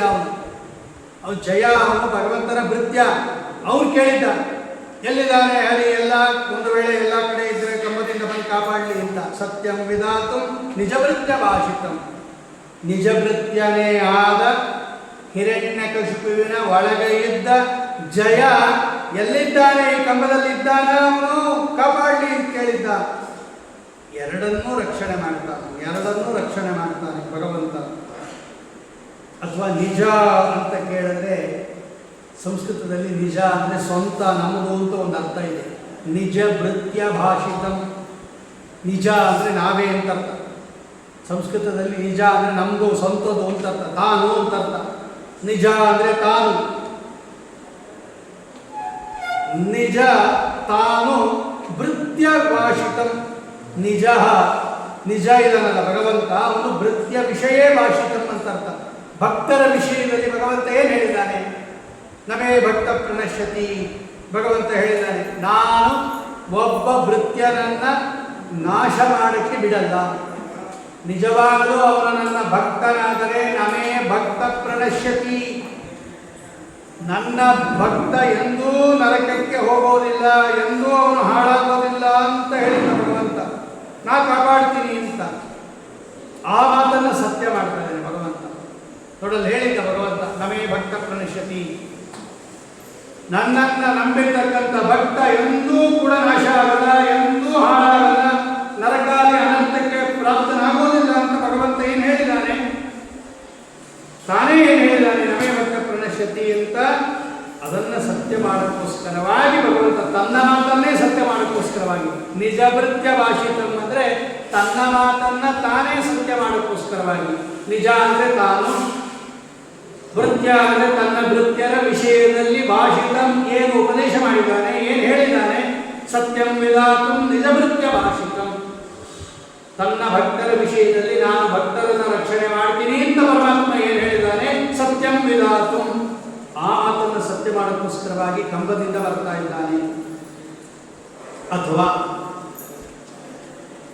ಈ ಸಂಸಾರದಿಂದ ನಾನು ನಿಮ್ಮನ್ನು ಉದ್ಧಾರ ಮಾಡ್ತೀನಿ, ತೇಷಾಂ ಸಮುದ್ಧರ್ತ ಮುಕ್ತ ಸಂಸಾರ ಸಾಗರ. ಒಳ್ಳೆ ಉತ್ಕೃಷ್ಟವಾಗಿರ್ತಕ್ಕಂತಹ ರೀತಿಯಲ್ಲಿ ಭಗವಂತ ಏನು ಹೇಳಿದ್ದ? ಆ ನಾರದರು ಹೇಳಿದ್ರು, ಏನದು? ತೇಷ ಭಗವಂತ ಭಕ್ತರಿಗೆ ಹೇಳಿತ್ತು. ನಿಜಭೃತ್ಯ ಭಾಷಿತಂ ಅಂತರ್ಥ. ನಿಜಭೃತ್ಯರು ಅಂದರೆ ನಾರದರು ಹೇಳಿದ್ರು ಇಂದ್ರದೇವರಿಗೆ, ಇಂದ್ರ ಯಾರು ಅಂತ ತಿಳ್ಕೊಂಡಿದ್ಯಾ? ಈ ಒಳಗಡೆ ಇರ್ತಕ್ಕಂಥ ವ್ಯಕ್ತಿ, ಈ ಒಳಗಡೆ ಇರ್ತಕ್ಕಂತಹ ವ್ಯಕ್ತಿಯಿಂದ ಯಾರಿಗೂ ಭಯ ಇಲ್ಲ, ಶಿಶುಗೂ ಭಯ ಇಲ್ಲ. ಒಳಗಡೆ ಇರ್ತಕ್ಕಂಥದ್ದು ಸಾಮಾನ್ಯ ಅಲ್ಲ. ಇಂದ್ರದೇವರು ಕಯಾದ ದೇವಿಯನ್ನು ಸೆರೆ ಹಿಡ್ಕೊಂಡು ಹೋಗುವಾಗ ನಾರದರನ್ನು ಹೇಳ್ತಾರೆ, ಇವನಿಂದ ನಿನಗೇನು ತೊಂದರೆ ಇಲ್ಲ, ಇವನನ್ನ ನೀನೇನು ಮಾಡಕ್ಕೂ ಆಗೋದಿಲ್ಲ. ಅನಂತಾನುಚರೋ ಬಲಿ. ಇವನು ಒಳಗಡೆ ಇರ್ತಕ್ಕಂಥವನು ಭಗವಂತ. ಅನಂತ ಅಂದರೆ ಭಗವಂತ, ಅವನ ಅನುಚರ, ಅವನ ಭಕ್ತ. ಬಲಿ ವಾಯುದೇವರ ಸಂವಿಧಾನದಿಂದ ಕೂಡಿರ್ತಕ್ಕಂಥವನು. ಇವನಿಗೆ ನೀನು ಏನೂ ಮಾಡಕ್ಕಾಗುವುದಿಲ್ಲ ಅಂತ ನಾರದರು ಹೇಳಿದ್ರು. ಆ ನಾರದರ ಮಾತನ್ನು ಸತ್ಯ ಮಾಡೋಕ್ಕೋಸ್ಕರವಾಗಿ ಕೊಲ್ಲಕ್ಕೆ ಹೋಗಿದ್ದಾರೆ. ಪ್ರಹ್ಲಾದನನ್ನೇ ಕೊಲ್ಲಕ್ಕೆ ಹೋಗಿದ್ದ. ಆಗ ಇಂದ್ರದೇವರು ಕೊಲ್ಲಕ್ಕೆ ಹೋಗಿದ್ದು, ಇವನು ಮುಂದೆ ದೊಡ್ಡ ರಾಕ್ಷಸ ಆಗುತ್ತಾನೆ, ದೈತ್ಯ ಆಗುತ್ತಾನೆ, ಕೊಂದು ಬಿಡ್ತೀನಿ ಅಂತ. ಆಗಲ್ಲ ಅಂದ್ರು ನಾರದರು, ಇವನು ಕೊಲ್ಲಕ್ಕಾಗಲಿಲ್ಲ, ಇವನಂತವನು ಅಲ್ಲ. ಸತ್ಯಂ ವಿಧಾತುಂ ನಿಜಭೃತ್ಯ ಭಾಷಿತಂ. ನಿಜಭೃತ್ಯರು ಅಂದರೆ ನಾರದರು, ಅವರಿಂದ ಹೇಳಲ್ಪಟ್ಟದ್ದು. ಇವರನ್ನ ಕೊಲ್ಲಕ್ಕಾಗಲ್ಲ ಇಂದ್ರದೇವರು ಅಂತ ಹೇಳಿ ಭಗವಂತ ಹೇಳಿದ್ದ. ಆ ಮಾತನ್ನು ಇಂದ್ರದೇವರು ನಾರದರು ಹೇಳಿದ್ರು, ಸತ್ಯಂ ವಿಧಾತುಂ ನಿಜಭೃತ್ಯ ಭಾಷಿತಂ. ಇನ್ನೊಂದು ನಿಜಭೃತ್ಯರು ಅಂದರೆ ತನ್ನ ಭಕ್ತರು ಅಂತ ಅರ್ಥ, ತನ್ನ ಸೇವಕರು ಅಂತ ಅರ್ಥ. ಯಾರ್ಯಾರು ಭಕ್ತರೇನು ಹೇಳ್ತಾರೆ? ಎಲ್ಲರೂ ಕೂಡ ಭಗವಂತ ನನ್ನನ್ನು ಯಾವಾಗಲೂ ರಕ್ಷಣೆ ಮಾಡಲಿ, ಮಾಂ ರಕ್ಷತು ವಿಭುರ್ನಿತ್ಯಂ. ಭಗವಂತ ನನ್ನನ್ನು ರಕ್ಷಣೆ ಮಾಡಲಿ ಅಂತಲೇ ಎಲ್ಲ ಭಕ್ತರು ಹೇಳೋದು. ಅಂತಹ ಭಕ್ತರು ಹೇಳ್ತಕ್ಕಂತಹ ಮಾತನ್ನು ಸತ್ಯಂ ವಿಧಾತು ಎಲ್ಲ ನಮ್ಮ ಕಡೆ ತೋರಿಸ್ಬೇಕಲ್ವ ಭಗವಂತ. ನನ್ನನ್ನು ರಕ್ಷಣೆ ಮಾಡು ಭಗವಂತ, ರಕ್ಷ ರಕ್ಷ, ತ್ರಾಹಿ ತ್ರಾಹಿ, ಪಾಯಿಮಾಂ ಪಾಯಿಮಾಂ, ರಕ್ಷ ರಕ್ಷ, ರಕ್ಷಣೆ ಮಾಡು ಅಂತ ಏನು ಭೃತ್ಯರು ಹೇಳುತ್ತಾ ಇದ್ದಾರೆ. ಆ ಭೃತ್ಯರ ಮಾತನ್ನು ಭಗವಂತ ನಾನು ರಕ್ಷಣೆ ಮಾಡ್ತೀನಿ ನೋಡು ಅಂತ ಹೇಳಿ ಭಗವಂತ ತನ್ನ ಭೃತ್ಯರು, ನಿಜ ಭೃತ್ಯರು ಅಂದರೆ ತನ್ನ ಭೃತ್ಯರು ಹೇಳತಕ್ಕಂತಹ ಅಥವಾ ಪ್ರಾರ್ಥನೆ ಮಾಡತಕ್ಕಂತಹ ನಿಜಭೃತ್ಯ ಭಾಷಿತಂ, ತನ್ನ ಭಕ್ತರು ತನ್ನ ಬಳಿಯಲ್ಲಿ ಪ್ರಾರ್ಥನೆ ಮಾಡಿಕೊಳ್ಳುವ ಮಾಂ ರಕ್ಷತ್ವ ವಿವರ್ನಿತ್ಯಂ ಅಂತಕ್ಕಂತಹ ಏನು ಉತ್ಕೃಷ್ಟವಾಗಿರ್ತಕ್ಕಂತಹ ರೀತಿಯಲ್ಲಿ ರಕ್ಷಿಸು ನಮ್ಮನ ಅನವರತ, ದಾಸರಾಜ್ ಹೇಳ್ತಾರೆ, ರಕ್ಷಿಸು ನಮ್ಮನ ಅನವರತ. ಏನು ಭಕ್ತರು ಕೇಳ್ಕೊತಾ ಇದ್ದಾರೆ, ನಾನು ರಕ್ಷಣೆ ಮಾಡ್ತೀನಿ ನಿಮ್ಮನ್ನು, ಯೋಚನೆ ಮಾಡಬೇಡಿ ಅಂತ ಹೇಳಿ ಸತ್ಯಂ ವಿಧಾತು ನಿಜಭೃತ್ಯ ಭಾಷಿತಂ, ನಿಜಭೃತ್ಯರಾಗಿರ್ತಕ್ಕಂಥವರು ತಮ್ಮನ್ನು ರಕ್ಷಣೆ ಮಾಡ್ತಾ ಇದ್ದಾರೆ. ಆದ್ದರಿಂದ ಇನ್ನ ನಿಜಭೃತ್ಯ ಭಾಷಿತಂ ಸತ್ಯಂ ವಿಧಾತು ಇನ್ನೊಂದು ಅರ್ಥ. ನಿಜಭೃತ್ಯ ಭಾಷಿತಂ ಅಂದರೆ ಭಗವದ್ಭಕ್ತರು, ಜ್ಞಾನಿಗಳು, ಆನಂದ ತೀರ್ಥರೇ ಮೊದಲಾಗಿರ್ತಕ್ಕಂಥ ಜ್ಞಾನಿಗಳು, ನಿಜಭೃತ್ಯರು. ಅಂತಹ ಜ್ಞಾನಿಗಳಿಂದ, ಆನಂದ ತೀರ್ಥರಿಂದ, ಟೀಕಾಕೃಪಾದರಿಂದ, ವ್ಯಾಸರಾಜರಿಂದ, ವಾದರಾಜರಿಂದ, ಶ್ರೀಪಾದರಾಜರು, ಬ್ರಹ್ಮಣ್ಯ ತೀರ್ಥರು, ಮಂತ್ರಾಲಯ ಪ್ರಭುಗಳು ಮೊದಲಾದವರು ನಿಜಭೃತ್ಯರು, ಭಗವಂತನಿಗೆ ಬೇಕಾದ ಅತ್ಯಂತ ಅತ್ಯಂತ ಭಕ್ತರು, ಭಗವಂತನ ಸ್ವರೂಪ ಭಕ್ತರು, ಅಂತರಂಗ ಭಕ್ತರು, ಅವರೆಲ್ಲ ಏಕಾಂತ ಭಕ್ತರು. ಅವರೇನು ಹೇಳೋದು? ನಿಜಭೃತ್ಯ ಭಾಷಿತಂ. ಆಚಾರ್ಯರು ಹೇಳ್ತಾ ಇದ್ದಾರೆ, ಭಗವಂತನಿಗೆ ಪ್ರಾಕೃತ ದೇಹ ಇಲ್ಲ, ಭಗವಂತನಿಗೆ ತಂದೆ ತಾಯಿಗಳಿಂದ ಶರೀರ ಬರುವುದಿಲ್ಲ. ವಿಷ್ಣು ತತ್ವನಿರ್ಣಯದಲ್ಲಿ ಕಡೆಯಲ್ಲಿ ಹೇಳಿದ್ದಾರೆ ಶ್ರೀಮದಾಚಾರ್ಯರು, ಸಮತೀತಕ್ಷರಾಕ್ಷರಂ ನಾರಾಯಣಂ ಸದಾ ವಂದೇ ನಿರ್ದೋಷಾಶೇಷ ಸದ್ಗುಣಂ. ನಿರ್ದೋಷಾಶೇಷ ಸದ್ಗುಣಂ ಅನ್ನೋದನ್ನು ಹೇಳುವಾಗ ನಾರದರು ಮತ್ತು ಬ್ರಹ್ಮದೇವರ ಸಂಭಾಷಣೆಯಲ್ಲಿ ಇಲ್ಲ ಭಗವಂತ ಇಲ್ಲೆಲ್ಲ ಅವತಾರ ಮಾಡೋದು ನೋಡಿದೆಲ್ಲ, ಕೌಸಲ್ಯ, ದಶರಥ, ವಸುದೇವ, ದೇವಕಿ, ಇಲ್ಲೆಲ್ಲ ತಂದೆ ತಾಯಿಗಳನ್ನ ಇಟ್ಕೊಂಡಿದ್ದಾನಲ್ಲ, ಅವನು ನಂತರ ತಂದೆ ತಾಯಿಯಿಂದ ಬಂದವನು ಅಂತ ನಾರದರು ಪ್ರಶ್ನೆ ಮಾಡಿದಾಗ ಬ್ರಹ್ಮದೇವರು ಮಾತಾಡ್ತಾರೆ. ಬ್ರಹ್ಮದೇವರು ಕೊಟ್ಟ ಮಾತನ್ನೇ ಶ್ರೀಮದಾಚಾರ್ಯರು ಉದಾಹರಣೆ ಮಾಡಿದ್ದಾರೆ. ಭಗವಂತನಿಗೆ ತಂದೆ ತಾಯಿಗಳಿಂದ ದೇಹ ಬರುವುದಿಲ್ಲ, ಭಗವಂತನಿಗೆ ಹೋಗೋದೇ ಇಲ್ಲ ದೇಹ. ಯಾಕೆ ಅಂದರೆ ಅವನಿಗೆ ಹೋಗುವಂಥ ದೇಹನೇ ಇಲ್ಲ ಭಗವಂತನಿಗೆ. ಪ್ರಾಕೃತ ದೇಹ ನಮಗಿರೋದ್ರಿಂದ ಅದು ಹೋಗುತ್ತೆ, ಅದು ಉತ್ಪತ್ತಿ ಆಗಿರೋದ್ರಿಂದ ಹೋಗುತ್ತೆ. ಭಗವಂತನಿಗೆ ಉತ್ಪತ್ತಿಯೇ ಇಲ್ಲ, ನಾಶವೂ ಇಲ್ಲ, ಅನಾದಿನಿತ್ಯ ಭಗವಂತ. ದೇಹತೋಪಿ ಅನಾದಿನಿತ್ಯ ಭಗವಂತ. ಓಂ ಅಸಂಭವಸ್ತು ಸತೋ ಅನುಪತ್ತೇ ಓಂ ಸೂತ್ರನೇ ಇದೆ, ಅದನ್ನು ಸತ್ಯ ಮಾಡ್ತಾನೆ ಭಗವಂತ. ಅಂದರೆ ಶ್ರೀಮದಾಚಾರ್ಯರಾಗಲಿ, ಟೀಕಾಕೃತ್ಪಾದರಾಗಲಿ, ಅಥವಾ ದೊಡ್ಡ ದೊಡ್ಡ ಟಿಪ್ಪಣಿಕಾರರಾಗಿರ್ತಕ್ಕಂಥ ರೂಪಕುಲ ಸ್ವಾಮಿಗಳು, ಯಾದವಾರ್ಯರು, ಸತ್ಯಧರ್ಮರು, ದೊಡ್ಡ ದೊಡ್ಡ ಜ್ಞಾನಿಗಳೇನು ತಮ್ಮ ಗ್ರಂಥದಲ್ಲಿ ಬರೆದಿದ್ದಾರೆ, ಭಗವಂತನಿಗೆ ಶುಕ್ಲ ಶೋಣಿತ ದೇಹ ಇಲ್ಲ, ಭಗವಂತನಿಗೆ ತಂದೆ ತಾಯಿಯಿಂದ ಉತ್ಪತ್ತಿಯಾಗಿರ್ತಕ್ಕಂಥ ದೇಹ ಇಲ್ಲ ಅಂತ ಕೂಗಿ ಕೂಗಿ ಸಾರಿ ಸಾರಿ ಹೇಳ್ತಾ ಇದ್ದಾರಲ್ಲ. ಓಂ ರೂಪೋಪನ್ಯಾಸಾಚ್ಛ ಓಂ ಅರೂಪವದೇವ ಈ ಸೂತ್ರನೇ ಹೇಳುತ್ತೆ. ಪ್ರಾಕೃತ ರೂಪ ಇಲ್ಲ ಭಗವಂತನಿಗೆ, ಪ್ರಾಕೃತ ದೇಹ ಇಲ್ಲ, ಪ್ರಾಕೃತ ರಾತ್ರ ಇಲ್ಲ ಅಂತ. ಆ ಎಲ್ಲ ಆನಂದ ತೀರ್ಥರ, ಜಯತೀರ್ಥರ, ವ್ಯಾಸರಾಜರ, ಶ್ರೀಪಾದರಾಜರ ಮಾತನ್ನು ಸತ್ಯಂ ವಿಧಾತು ತೋರಿಸ್ತಾ ನೋಡಿ. ಈ ರೂಪಕ್ಕೆ, ಈ ಅವತಾರದಲ್ಲಿ ತೋರಿಸ್ಬಿಟ್ಟ ಭಗವಂತ. ನೋಡಿ, ನಾನು ಕಂಬದಿಂದ ಬಂದ್ಬಿಟ್ಟಿದ್ದೀನಿ, ಯಾರು ನನ್ನನ್ನು ಹಡೆದಿದ್ದ್ಯಾರು? ವಾದಿರಾಜ ಸ್ವಾಮಿಗಳು ಲಕ್ಷ್ಮೀ ಶೋಭಾನಿಯಲ್ಲಿ ಹೇಳಿದಂಗೆ ಕಂಬದಿಂದ ಪರವಂಟ. ಯಾವ ತಂದೆ ತಾಯಿಗಳು ಬೇಕಾಗಿಲ್ಲ ನನಗೆ, ನನಗೆ ತಂದೆ ತಾಯಿಗಳಿಂದ ಬರ್ತಕ್ಕಂಥ ದೇಹ ಇಲ್ಲ ಅಂತ ತೋರಿಸೋದಕ್ಕೆ ನರಸಿಂಹಾವತಾರ. ವಾದಿರಾಜ ಸ್ವಾಮಿಗಳು ಹೋಬಳ ಕ್ಷೇತ್ರವನ್ನು ವರ್ಣನೆ ಮಾಡುವಾಗ ತೋರಿಸ್ತಾರೆ,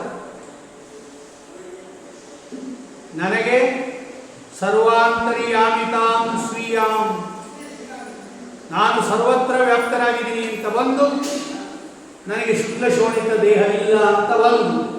ವಾದಿರಾಜ ತೋರಿಸ್ತಾರೆ ಸರ್ವಾಂತರ್ಯಾಮಿತಾಂ ತಥಾ ವಿರುದ್ಧ ಧರ್ಮ ಧರ್ಮಿತ್ವಂ ಸರ್ವಾಂತರ್ಯಾಮಿತಾಂ ತಥಾ. ನರಸಿಂಹಾವತಾರದಲ್ಲಿ ತನ್ನ ಗುಣಗಳನ್ನು, ತನ್ನ ಮಹಿಮೆಯನ್ನು ಸ್ವಯಂ ತೋರಿಸ್ತಾ ಇದ್ದಾನೆ ಭಗವಂತ. ನಾನು ವಿರುದ್ಧ ಲೋಕ ವಿಲಕ್ಷಣವಾಗಿರ್ತಕ್ಕಂಥವನು. ಈ ಥರ ಎಲ್ಲ ನಿಮಗೆ ಸಿಂಹ ಸಿಗೋದು, ಮನುಷ್ಯ ಸಿಗೋದು. ಒಂದೇ ಕಡೆ ಸಿಂಹ ಮನುಷ್ಯ ಅರ್ಧ ಅರ್ಧ ಹಿಂಗೆಲ್ಲ ಸಿಗೋದಿಲ್ಲ. ಲೋಕ ವಿಲಕ್ಷಣ ವ್ಯಾಪಾರ ನಮ್ಮದು, ಲೋಕ ವಿಲಕ್ಷಣ ರೂಪ ನಮ್ಮದು. ವಿರುದ್ಧ ಧರ್ಮ ಧರ್ಮಿತ್ವಂ, ಅದು ಬರೀ ಮೇಲೆ ಸಿಂಹದ ಟೋಪನ್ನು ಗೀಪನ್ನು ಅಥವಾ ಮುಖವಾಡ ಅಂತ ತಿಳ್ಕೋಬೇಡಿ. ಮೇಲೆ ಸಿಂಹನೇ ಅದು. ಕಾಡಲ್ಲಿ ಸಿಂಹ ಹೆಂಗಿರುತ್ತೆ ಅದು ಸಿಂಹ, ಅದು ಮೇಲೆಲ್ಲ. ಸಿಂಹದ ಧರ್ಮ ಏನು, ಮನುಷ್ಯನ ಧರ್ಮ ಏನು? ವಸ್ತುತಸ್ತು ಸಿಂಹ ಮತ್ತು ಮನುಷ್ಯ ಇಬ್ಬರು ವಿರುದ್ಧ ವೈರಿಗಳದು. ಅಂತಹ ವಿರುದ್ಧವಾಗಿರ್ತಕ್ಕಂಥ ಇರತಕ್ಕಂತಹ ಧರ್ಮ ಇರತಕ್ಕಂಥದ್ದು ಏಕತ್ರ ಸಮಾವೇಶ ಆಗೋದಿಲ್ಲ. ವದ್ಯಘಾತಕ ಧರ್ಮ ಅಂತ ಕರೀತಾರೆ ಅದಕ್ಕೆ. ಸಿಂಹ ಮನುಷ್ಯನನ್ನು ತಿಂದುಬಿಡುತ್ತೆ, ಅಥವಾ ಮನುಷ್ಯ ಸಿಂಹನನ್ನ ಪಂಜರದಲ್ಲ ಕೂಡಿಸ್ಬಿಡ್ತಾನೆ. ಇಬ್ರು ಒಟ್ಟಿಗೆ ಅಂತೂ ಇರೋದಿಲ್ಲ. ನೋಡಿ, ಅದು ತೋರಿಸ್ತಾ ಇದೆ. ಅದು ಮೇಲೆ ಸಿಂಹ, ಕೆಳಗಡೆ ಮನುಷ್ಯ. ವಿರುದ್ಧ ಧರ್ಮಗಳು ಭಗವಂತನಲ್ಲಿ ಕೂಡುಬಿಡುತ್ತೆ. ಅಥೋನಂತೇನ ತಥೋ ಹಿ ಲಿಂಗಂ ಓಂ ಅಂತ ಸೂತ್ರನೇ ಹೇಳುತ್ತೆ ಈ ಮಾತು. ಸರ್ವಧರ್ಮೋಪಪತ್ತೇಶ್ಚ ಓಂ, ಅನ್ಯಭಾವ ವ್ಯಾವೃತ್ತೇಶ್ಚ ಓಂ. ಈ ಎಲ್ಲ ಮಾತನ್ನ ವೇದವ್ಯಾಸ ದೇವರು ಬ್ರಹ್ಮಸೂತ್ರದಲ್ಲಿ ಹೇಳಿರ್ತಕ್ಕಂಥ ಭಗವಂತನ ಬಗ್ಗೆ ಏನೇನು ಮಾತಾಡಿದ್ದಾರೆ ಅವರು ಎಲ್ಲ ಭಗವಂತನಲ್ಲಿ ಕೂಡು. ವಿರುದ್ಧ ಧರ್ಮಿತ್ವಂ. ಮೇಲೆ ಸಿಂಹ, ಕೆಳಗಡೆ ನರ.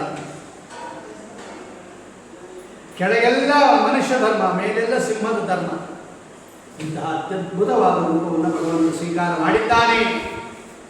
ಅಂತಹ ಏನೇನು ಸರ್ವತ್ರ ವ್ಯಾಪ್ತನಾಗಿದ್ದಾನೆ ಅಂತ ಹೇಳ್ತಾರೆ. ಓಂ ಸರ್ವತ್ರ ಪ್ರಸಿದ್ಧೋಪದೇಶಾತ್ ಓಂ. ಸೂತ್ರಕಾಲರೇ ವೇದವ್ಯಾಸ ದೇವರೇ ನರಸಿಂಹಾವತಾರವನ್ನು ವರ್ಣನೆ ಮಾಡಿಬಿಡ್ತಾರೆ. ನಿನ್ನೆ ವೇದವ್ಯಾಸ ಜಯಂತಿ, ಇವತ್ತು ನರಸಿಂಹ ಜಯಂತಿ.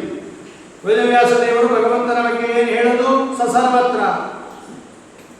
ಓಂ ದುಗ್ವಾಧ್ಯಾಯಕರಂ ಸ್ವಶಬ್ದಾತ್ ಓಂ. ಓಂ ಅಕ್ಷರ ಮಂಬಲಾಂತೃತೆ ಓಂ ಸಾಚ ಪ್ರಶಾಸನಾತ್ ಓಂ ಅಂತರ್ಯಾಮಿ ದೈವಾವಿಷ ತದ್ದರ್ಮ ವಿಪದೇಶಾತ್ ಓಂ. ಓಂ ಗುಹಾಂ ಪ್ರವಿಷ್ಟಾವಾತ್ಮಾನ ವಿತದ್ದರ್ಶನಾತ್ ಓಂ. ಓಂ ಆನ್ಮಾನಿಕಮಪ್ಯೇಕೇಶಾಂ ವಿಜಯನ ಶರೀರರೂಪವಿನ್ಯಸ್ತ ಗೃಹೀತೆ ದರ್ಶಯತಿ ಓಂ. ಓಂ ಪ್ರಕೃತಿಶ್ಚ ಪ್ರತಿಜ್ಞಾ ದೃಷ್ಟಾಂತಾತ್ಪರೋದಾತ್ ಓಂ. ಯಾವ ಸೂತ್ರ ಬೇಕಾದ್ರೂ ತಗೊಳ್ರಿ, 4 ಪಾದದಲ್ಲಿ ಎಲ್ಲಾ ಸೂತ್ರಗಳು ತಗೊಳ್ರಿ. ಆ ಎಲ್ಲ ನರಸಿಂಹದೇವರಲ್ಲಿ ಕೂಡುತ್ತೆ. ಎಲ್ಲವೂ ನರಸಿಂಹದೇವರಲ್ಲಿ ಕೂಡುತ್ತೆ. ಲಕ್ಷ್ಮೀದೇವಿಯಿಂದ ಹಿಡಿದು ಎಲ್ಲರಿಗೂ ಆಶ್ರಯನಾದವನು ಭಗವಂತ. ಸರ್ವಾಶ್ರಯ ಪೂರ್ಣ ಗುಣ ಸೋಕ್ಷರ ಸಂಹೃತ ಜಗ ಸೂರ್ಯಾದಿಭಾಸಕ ಪ್ರಾಣ ಪ್ರೇರಕೋ ದೈವತೈರಪಿ ನೇಯೋ ನೈದ್ಯೈ ಶೋದ್ರಾದಿ ಕಂಪಕೋನ್ಯಸ್ತ ಜೀವಿತ. ಆಚಾರ್ಯರು ಅನುಭವಿಸಿ ತೋರಿಸ್ತಾರೆ ಇದನ್ನೆಲ್ಲ. ಏನೇನು ವೇದವ್ಯಾಸ ದೇವರು ತಮ್ಮ ಬ್ರಹ್ಮಸೂತ್ರದಲ್ಲಿ ಭಗವಂತನ ಬಗ್ಗೆ ಬರೆದಿದ್ದಾರೆ, ಭಗವಂತನ ಮಹಿಮೆಯನ್ನು ಏನೇನು ಕೊಂಡಾಡಿದ್ದಾರೆ, ಅದೆಲ್ಲವನ್ನು ನರಸಿಂಹಾವತಾರದಲ್ಲಿ ಭಗವಂತ ಸ್ಪಷ್ಟವಾಗಿ ತೋರಿಸ್ಬಿಟ್ಟ. ಭಕ್ತಿಯೈವ ತುಷ್ಟಿಮಪ್ಯೇತಿ ವಿಷ್ಣೋರ್ನಾನ್ಯೇನ ಕೇಳಿಚಿತೆ. ಏನು ಭಗವಂತನನ್ನು ಒಲಿಸ್ಕೋಬೇಕಾದ್ರೆ ಏನೇನಿರಬೇಕು ನಿಮ್ಮ ಹತ್ರ?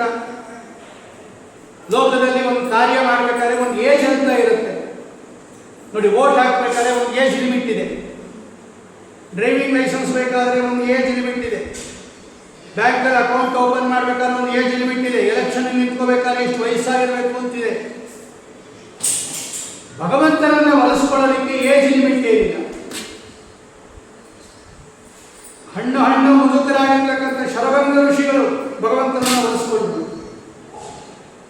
ಅತ್ಯಂತ ಬಾಲಕರಾಗಿರ್ತಕ್ಕಂತಹ ಪ್ರಹ್ಲಾದರಾಜ ಭಗವಂತನನ್ನ ಒಲಿಸ್ಕೊಂಡ. 5 ವರ್ಷ ಪ್ರಹ್ಲಾದರಾಜನಿಗೆ, 90ಕ್ಕೂ ಹೆಚ್ಚು ವರ್ಷ ಅವರಿಗೆ ಶರಭಂಗ ಋಷಿಗಳಿಗೆ. ರಾಮಾವತಾರದಲ್ಲಿ ನಾವು ನೋಡಿದ್ದೀವಿ. ಭೀಷ್ಮಾಚಾರ್ಯರಿಗೆ ಎಷ್ಟು ವಯಸ್ಸು? ಅವ್ರು ಓದಿರೋದೇ 600 ವರ್ಷ. ಭೀಷ್ಮಾಚಾರ್ಯರು 675 ವರ್ಷ ಓದಿದ್ದಾರೆ ಅವರು. ಅವ್ರ ವಯಸ್ಸು ಎಷ್ಟು? ಅವ್ರಿಗೆ ಅನುಗ್ರಹ ಮಾಡಿಲ್ವೇನು? ಹತ್ತಿರನೇ ಕೂತ್ಕೊಂಡು ಅನುಗ್ರಹ ಮಾಡಲಿಲ್ಲ ಭಗವಂತ. ವಯೋಮಾನ ನೋಡೋದಿಲ್ಲ ಭಗವಂತ. ಚಿಕ್ಕ ಹುಡುಗ ದೊಡ್ಡ ಹುಡುಗ ಅಂತ ವಯಸ್ಸು ನೋಡೋದಿಲ್ಲ. ಧ್ರುವರಾಜರು 5 ವರ್ಷ, ಮಾರ್ಕಂಡೇಯರು ಎಷ್ಟು ಚಿಕ್ಕವರು, ಪ್ರಹ್ಲಾದರಾಜರು ಚಿಕ್ಕವರು, ಎಲ್ಲ ಬಾಲಕರು. ಶಿಶೂಮತ್ವ, ಸಣ್ಣ ಸಣ್ಣ ಹುಡುಗರು, ಸರಕಾರಗಳೆಲ್ಲ ಎಷ್ಟು ಅನುಗ್ರಹ ಮಾಡಿದ್ದಾರೆ ಭಗವಂತ. ಆದ್ದರಿಂದ ಭಗವಂತನಿಗೆ ವಯೋಮಾನ ಏನಿಲ್ಲ. ಚಿಕ್ಕ ಹುಡುಗರು ಕರೆದ್ರೆ ಬರಲಿಲ್ಲ ಅಂತ ತಿಳ್ಕೊಂಡ್ಬೇಡಿ. ಕರೆಯೋ ಹಂಗೆ ಕರೆದ್ರೆ ಎಲ್ಲರೂ ಕರೆದ್ರೆ ಬರ್ತಾನೆ ಭಗವಂತ. ಹಂಗೆ ಕರೆದ್ರು ಪ್ರಹ್ಲಾದ ಭಗವಂತನ 5 ವರ್ಷ ಆಗಿದ್ರು ಕೂಡ ಅವ್ರಿಗೆ ಎಷ್ಟು ಜ್ಞಾನ ಇತ್ತು. ಅವರಿಗೆ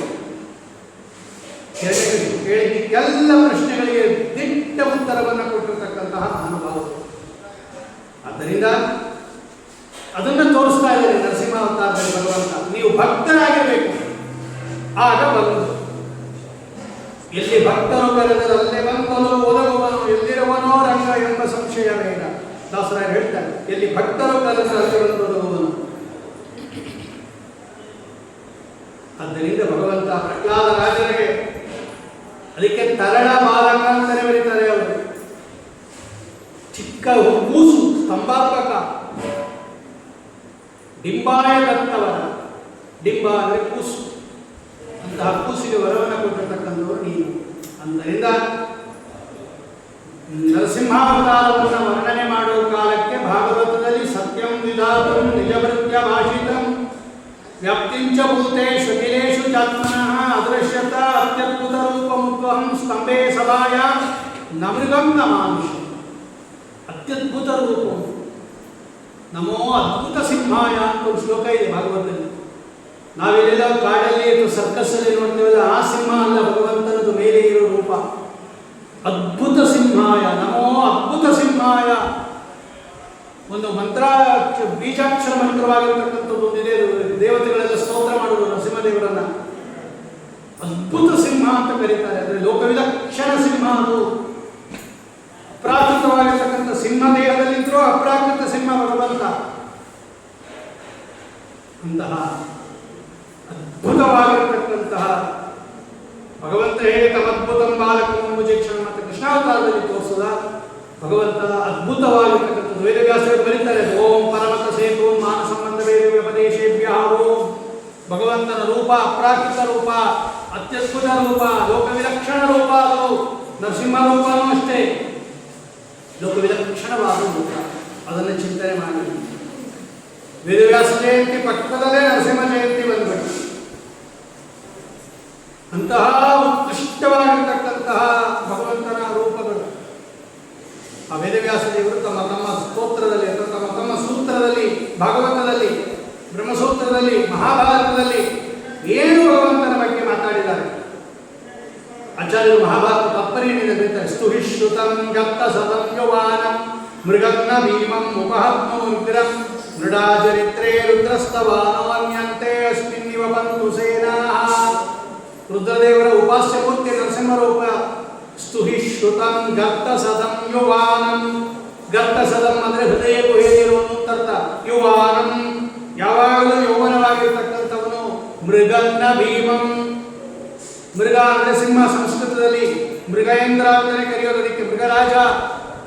ಮೃಗನ್ನ ಭೀಮಂ ಮೃಗವತ್ ಭೀಮಂ ಭಯಂಕರಂ ಇತ್ಯರ್ಥಃ. ದೈತ್ಯರಿಗೆ ಸಿಂಹದಂತೆ ಭಯಂಕರನಾಗಿರ್ತಕ್ಕಂಥವನು. ಮೃಡಾ ಚರಿತ್ರೆ ರುದ್ರಸ್ತವಾನೋ, ಹೇ ರುದ್ರ ಸ್ತವಾನ, ಸ್ತೋತ್ರ ಮಾಡುವಂತಹ ಹೃದಯವು ಹೇಳಿರ್ತಕ್ಕಂತಹ ನರಸಿಂಹದೇವರನ್ನ ಅಂತ ಸ್ತೋತ್ರ ಮಾಡ್ತಾ ಇದ್ದಾರೆ. ಆದ್ದರಿಂದ ಇಂತಹ ಪರಮ ಮಂಗಳಕರವಾದ ನರಸಿಂಹದೇವರ ಜಯಂತಿ. ಕ್ಷಂ ಲಕ್ಷ್ಮೀ ನರಸಿಂಹಾಯ ನಮಃ. ಎಲ್ಲ ಜೀವರಾಶಿಗಳ ಒಳಗಡೆ ಬಿಂಬರೂಪದಿಂದ ಇದ್ದು, ಅದಕ್ಕೆ ಅವರು ನರಸಿಂಹ ಅಂತ ಹರಿಕಥಾಂಸದಲ್ಲಿ ಅದಕ್ಕೆ ಹಾಕಿದರು. ಕರುಣಿಪು ದೇವಗೆ ಮಂಗಳವ, ನಾರಸಿಂಹನೇ ಕರುಣಿಪು ದೇವಗೆ ಮಂಗಳವ. ಒಳಗಡೆ ಇರ್ತಕ್ಕಂಥ ಬಿಂಬರೂಪ ಅದು, ನರಸಿಂಹದೇವರ ರೂಪ ಅದು. ಅದೇ ಒಳಗೆ ಕ್ಷಂ ಲಕ್ಷ್ಮೀ ನರಸಿಂಹಾಯ ನಮಃ ಅಂತ ಮಾತೃಕಾನ್ಯಾಸದಲ್ಲಿ ಮಾಡ್ಕೋದಿಲ್ಲ ನಾವು. ಅಂದರೆ ಸಕಲ ಜೀವರಾಶಿಗಳ ಒಳಗಡೆ ಆ ರೂಪದಿಂದ ಇದ್ದು ಎಲ್ಲ ಅನಿಷ್ಟಗಳನ್ನು ಪರಿಹಾರ ಮಾಡಿ ಎಲ್ಲ ಅನಿಷ್ಟಗಳನ್ನು ಕೊಡ್ತಕ್ಕಂಥ ರೂಪ ಅದು.